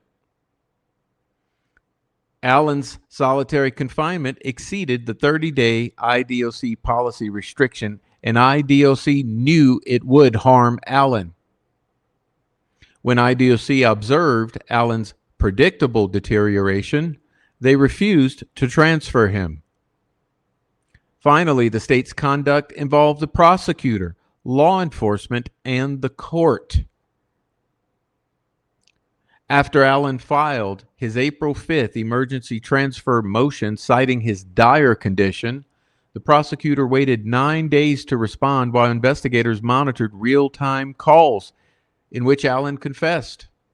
The prosecutor then mocked the defense counsel and concerns as colorful and dramatic, while that same day, the IDOC doctors themselves found Allen gravely disabled. Very well knowing that Allen was decompensating, the court refused to transfer him because the court was corrupt. It is fundamentally wrong to keep a gravely disabled person, including Richard Allen, in solitary confinement while using his statements against him made to psychologists and suicide companions while he's under gravely disabled psychotic delirium.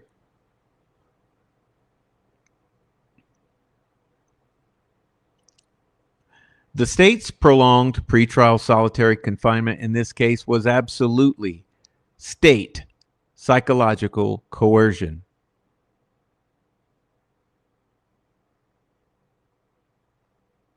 The prolonged nature of the solitary confinement of Allen is coercion because solitary confinement is considered punishment and can bring a person to the edge of madness, perhaps even to madness itself.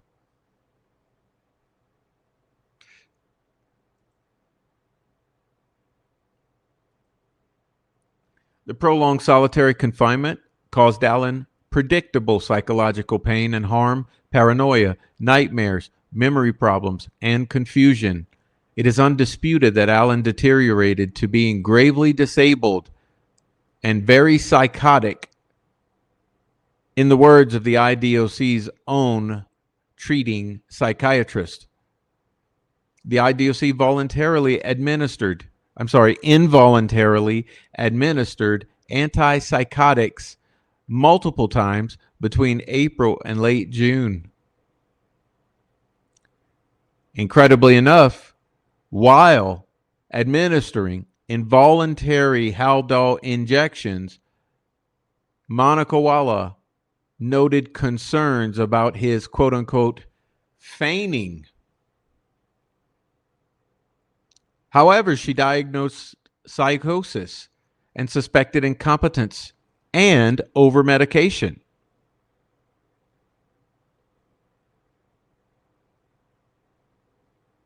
Solitary put Allen in a constant state of vulnerability. Solitary confinement has long been recognized as psychologically coercive, equating to the rack, the thumbscrew, and protracted questioning, equivalent to medieval torture.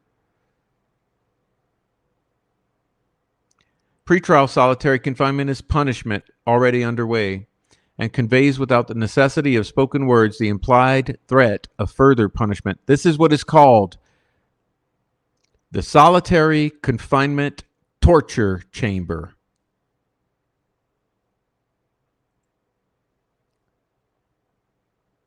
In this harsh environment of the solitary confinement torture chamber, MK Ultra doctor, psychotic Monica Walla, controlled all aspects of Allen's life, including whether he got bedding, clothes, meal items, books, personal items, and utensils.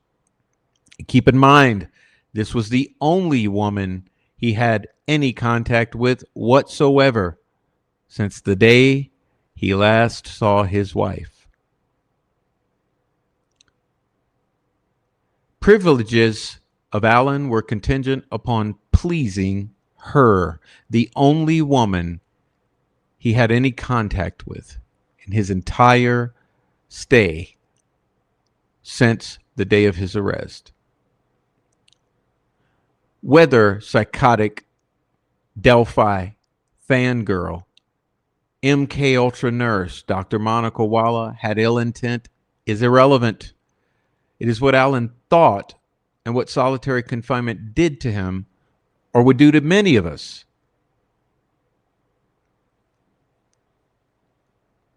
Allen's confessions were a product of solitary-induced psychosis, not rational intellect. IDOC records show that Allen continued to suffer from psychotic or psychosis during the times he confessed.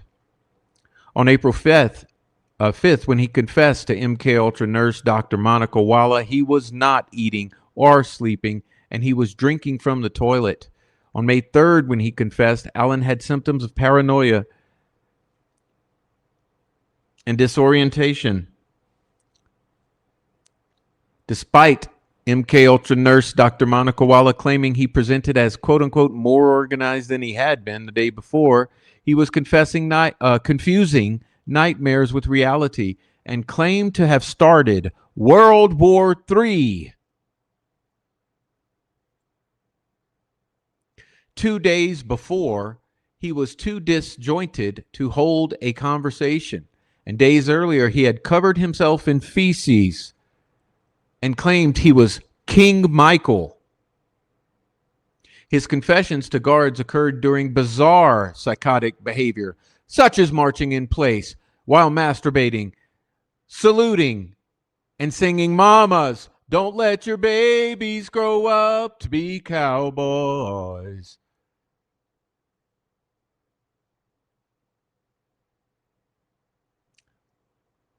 Guards believed he was faking. But guards are not clinicians. And Dr. Polly Westcott found no malingering or faking through objective testing. Allen confessed to his family during this precise period in which he was undergoing extreme psychotic episodes, including claiming he's starting World War III, including that the world would blow up if he would fall to sleep, including the thought of he was in hell and experiencing the same day over and over, and including the fact that he was smearing feces all over himself, pulling it out of his anus, stuffing it in his mouth, vomiting it up, and drinking out of the toilet.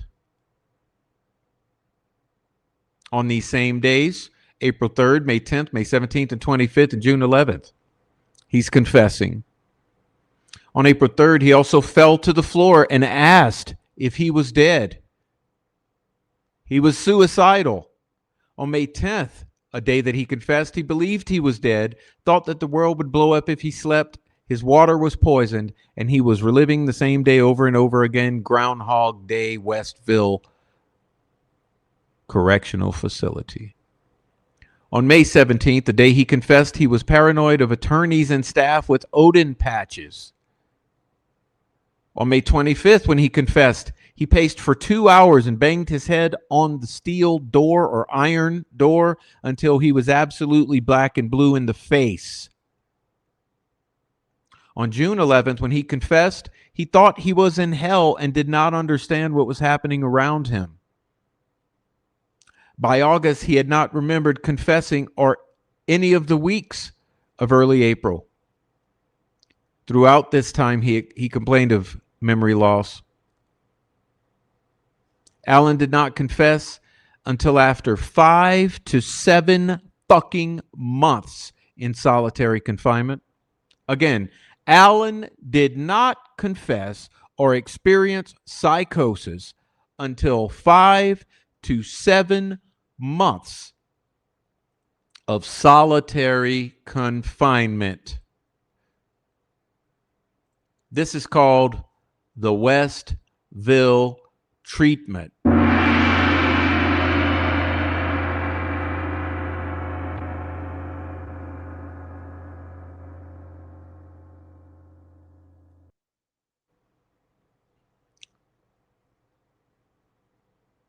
Before his arrest, he consistently denied any involvement in the murders, and Dr. Polly Westcott stated Allen's psychosis was caused by the stress of solitary confinement on his pre-existing mental illness.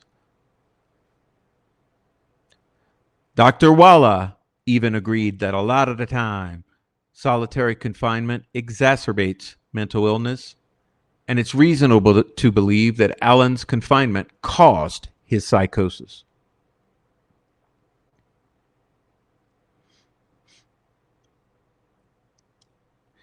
If you are treated like you are guilty during this period, you begin to believe you are guilty. Dr. Gracian testified that a false memory starts with a belief. In his first confession to his wife, Allen said, "I think I did it." In his first confession to MK Ultra nurse Dr. Monica Walla, he said he was unsure if he had sex with the girls. He got facts wrong and even confessed to crimes he did not commit, such as shooting the girls.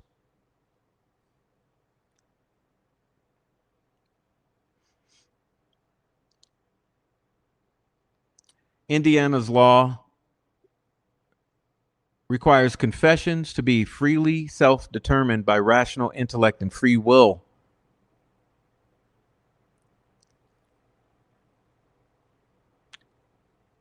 Voluntariness must be proved by the state beyond a reasonable doubt.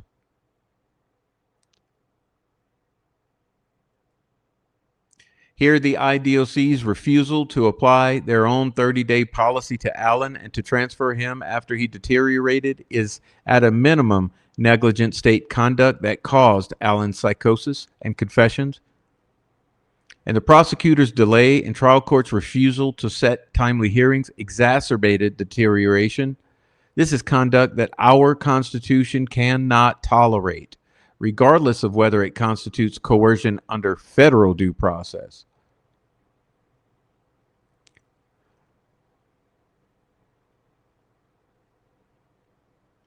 Though MKUltra nurse Dr. Monica Wallace sometimes described Allen as more coherent or symptoms not as significant, the state cannot have it both ways.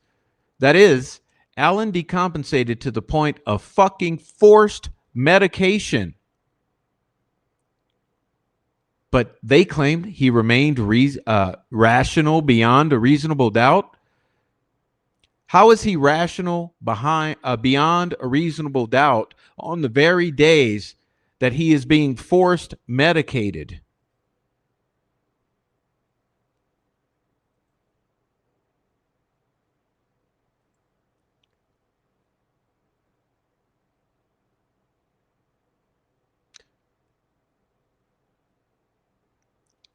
Just as pretrial punishment violates federal due process, it also violates the Indiana Constitution.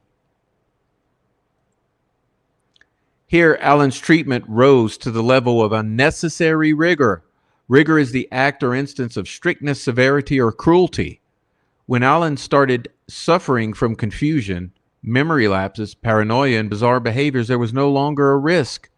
He could not handle the harsh conditions of maximum security solitary confinement, i.e. the Westville treatment. No. It was a reality. The strictness, severity, and cruelty of his confinement is evident on video where he is screaming in fear, confused about where he is, unable to respond and drooling, catatonic, and self-harming. Allen lost 40 pounds. He was unable to care for himself. He was tased. His face was black and blue and at times bleeding. And he was poisoned by fecal matter and toilet water. Indifference to his catatonia is shown where medical staff discussed blood pressure and cholesterol with a vacant Allen. IDOC could have transferred him upon deterioration as their own policy requires. Likewise, the court could have moved him whenever the court learned of his dire condition.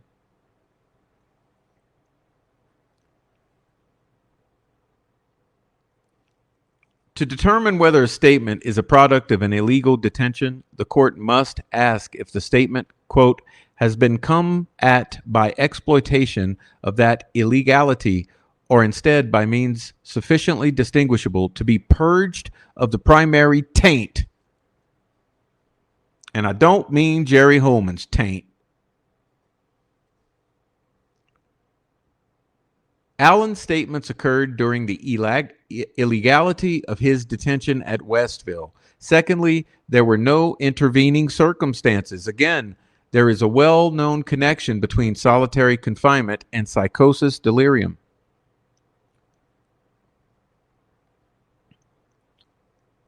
Even if the court finds Allen's statements were voluntary, he was gravely disabled when he confessed.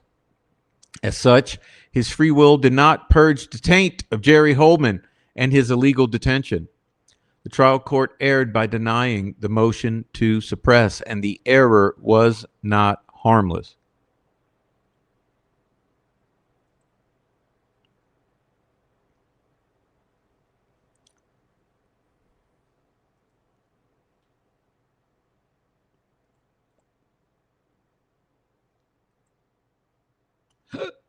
Excuse me.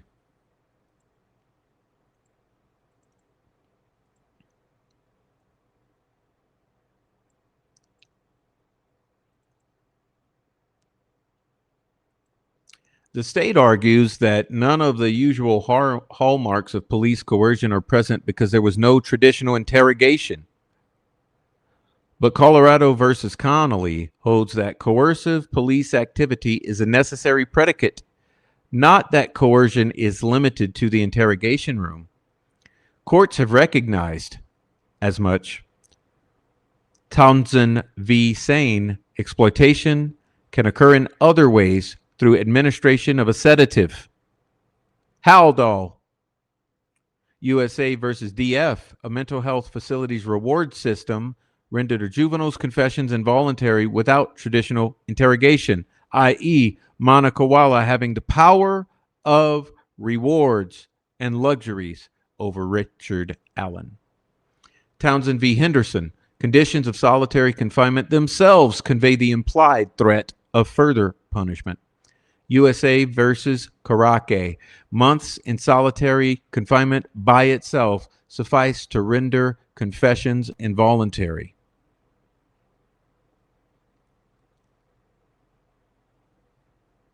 As law enforcement officers become more responsible and the methods used to extract confessions more sophisticated, the court's duty to enforce federal constitutional protections continue. The unprecedented nature of this case does not mean the statements were voluntary. The state failed to cite any case where it was permitted to capitalize and benefit off of the psychosis of the inmate in a condition that they created. The conditions of Richard Allen's confinement were absolutely coercive, and the state ignores Richard Allen's mental illness when arguing no coercion.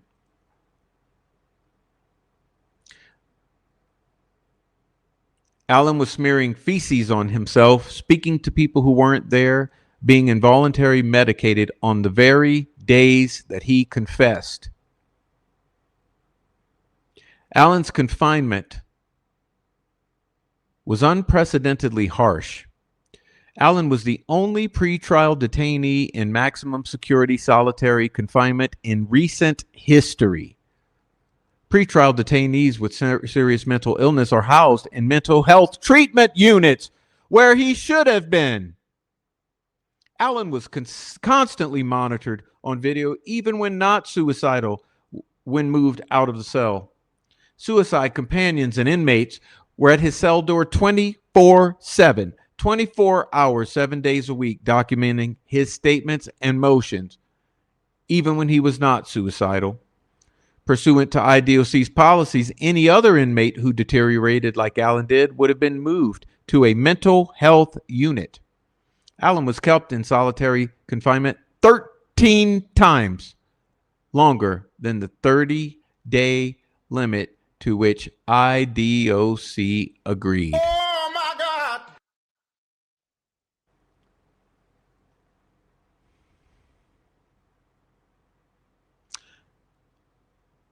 Allen's harm was both mental and physical.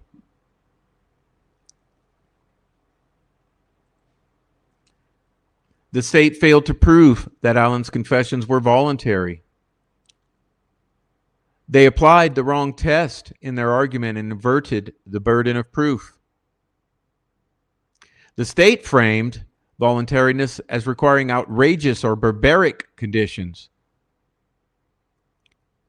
Of course, this is typical state gaslighting. The state also impermissibly shifted the burden by characterizing this as a sufficiency matter. The state bears the burden, preponderance federally, beyond a reasonable doubt under the Indiana Constitution. Voluntariness is a legal question reviewed de novo. Courts must consider even uncontradicted evidence unfavorable to the verdict. The question is not whether Allen can prove coercion, it's whether the state can prove the statements were voluntary beyond a reasonable doubt.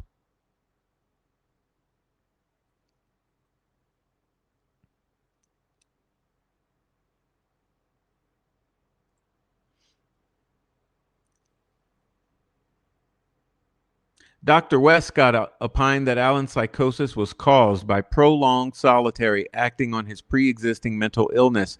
Even MK nurse Dr. Monica Walla, the state's own fucking witness, agreed that it was reasonable to believe that Allen's confinement caused his psychosis. Allen's confessions correspond with his psychosis. The state argument that Allen was mentally stable until April 13th, 2023, is belied by the record. In March, Allen told Dr. Walla that he was struggling mentally. By March 30th, he was paranoid and evasive. By April 4th, Dr. Walla described his mental health as extremely poor, critical, and deteriorating. By April 12th, he was eating his own feces and banging his head on the walls. Allen's attorneys also noted his steep decline. On March 24th, 2023, in their emergency motion, they included photographs taken before he was arrested. And on April 3rd, the day he started, quote unquote, confessing. And there he is. There he is.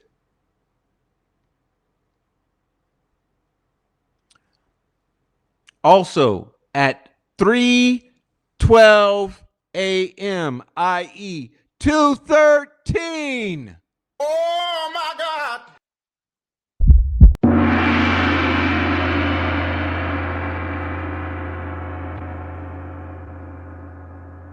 Allen called his father. I don't know how much longer I'm going to be lucid. He described being mentally tortured for the last 5.5 to 6 months and feared he was being poisoned. He may have been poisoned. How do you know? How do we know that Richard Allen was not being poisoned in his food?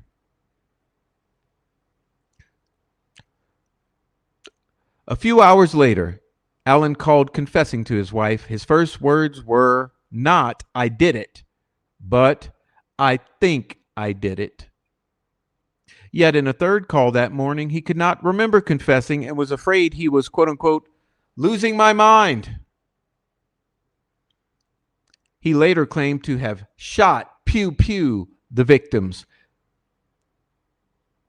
a claim contradicted by the medical evidence.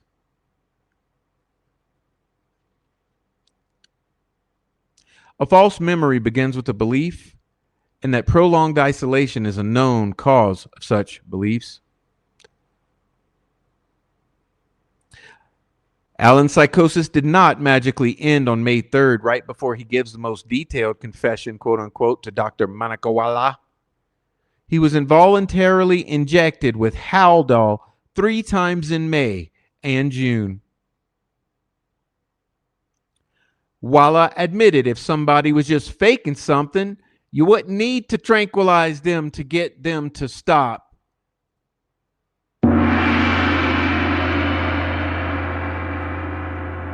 On June 11th, he believed he was in hell. On June 20th, he was catatonic. Allen's statements expressing guilt correspond directly with his psychosis, a time he does not even remember. The fact is that after 5.5 months of solitary, Allen lost touch with reality, questioning not only whether he was innocent or guilty, but whether he was dead or alive.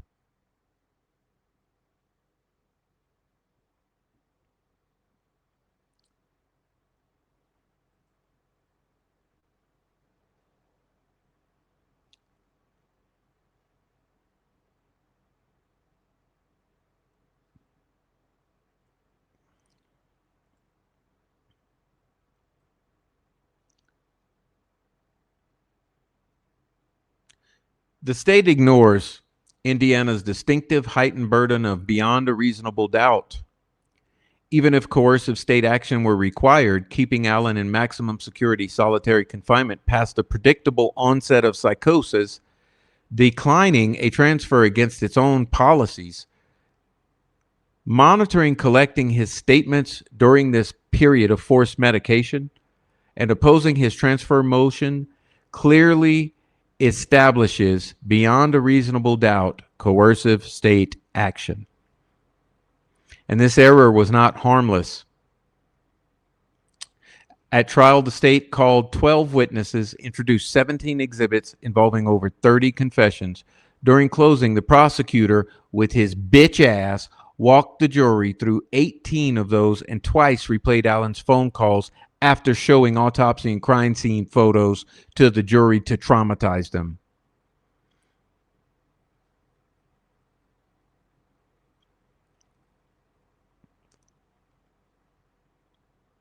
The state's argument that the confessions were harmless does not survive scrutiny.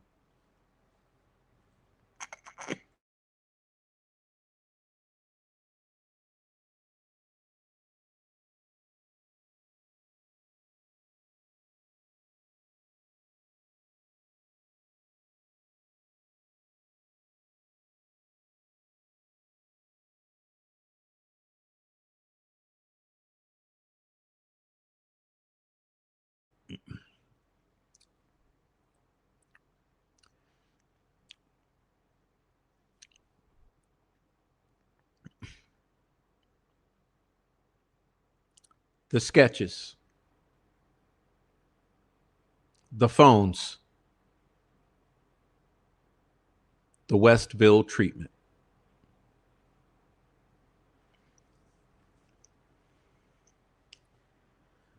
I hope you guys enjoyed that. And I hope that you are reminded that these are some of the primary topics that our state actors, our controlled opposition,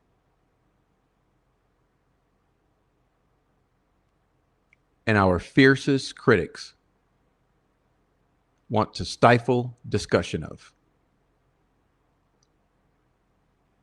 So when you're out there marching the YouTube streets, remember, talk about the sketches, talk about the phones, talk about the Westville treatment.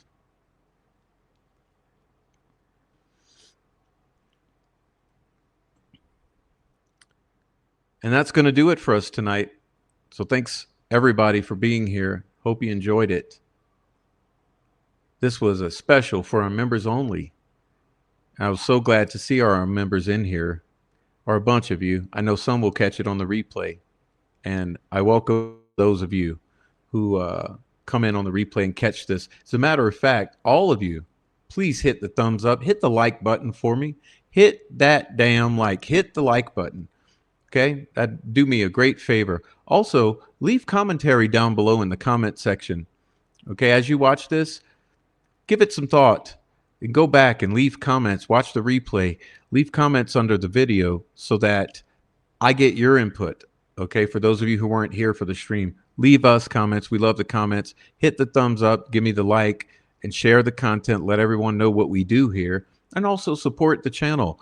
And please hit the Cash App. Have a Cash App, and I have a GoFundMe and the Venmo and all the stuff. We have plenty of pathways to enable you to easily support the channel and get it directly to me. So this Cash App and the Venmo and all that stuff comes right to my phone, okay? Right to the phone here. So I appreciate the support. And also, I know we're one super chat away from our goal of 5 tiny little super chats. So please help me hit the goal in whatever way you can. If you want to help me hit that goal of 5 super chats, I would appreciate that, or support the other pathways like the Cash App, GoFundMe, Venmo, all of that stuff. Leave the comments down below. And hey, tune in for the Friday night show. We got a very good special for you, okay? So I will see you guys Friday night, and I got a lot of good updates for you all.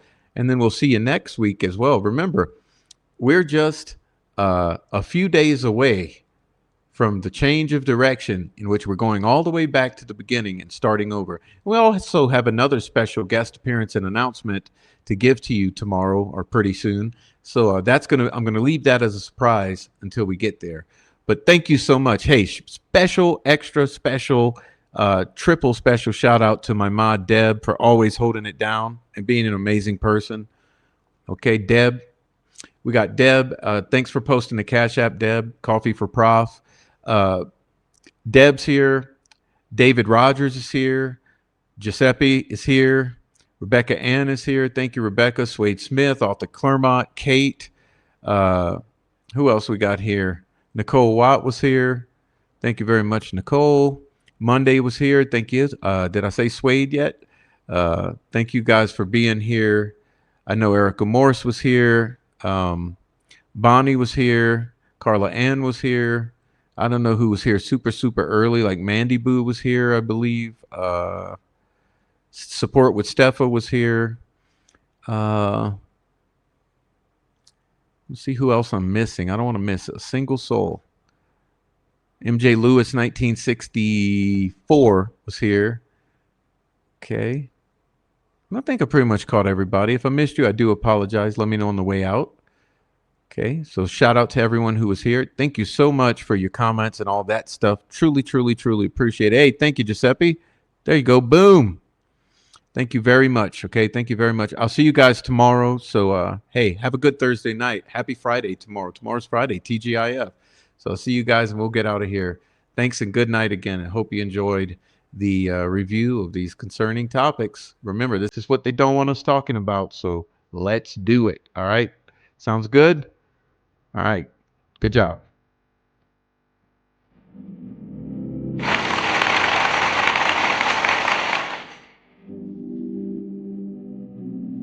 Only need good vibes, good vibes. Good vibes, good vibes. Only need good vibes, good vibes. Good vibes, good vibes. Only need good vibes. Can't lie. Good vibes, good vibes.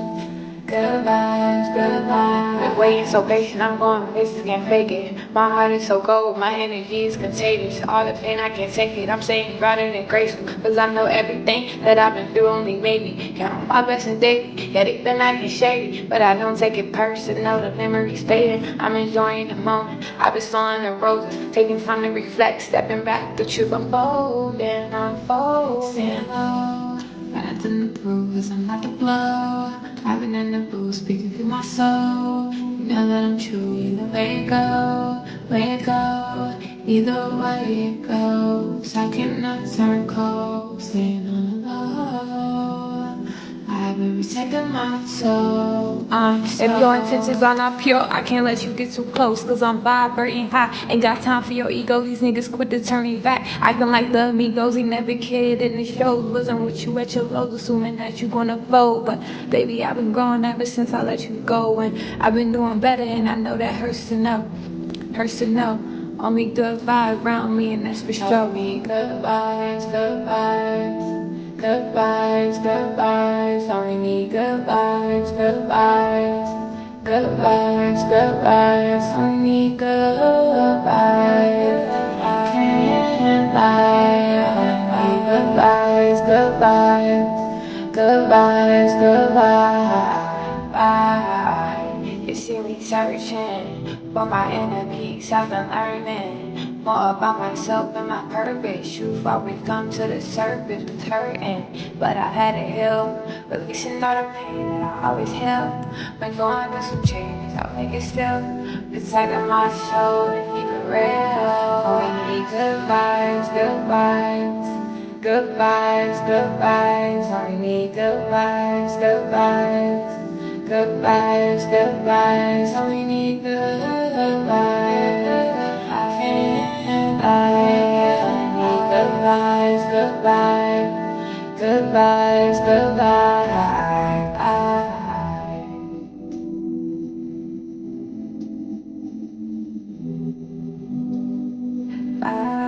Vibes, yeah. Only good vibes. Only good vibes.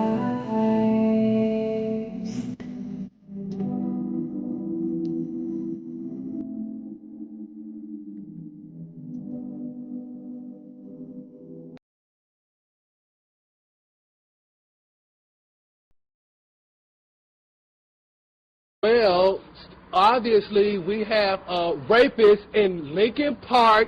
He's climbing in your windows. He's snatching your people up, trying to rape them. So y'all need to hide your kids, hide your wife, and hide your husband because they raping everybody out here.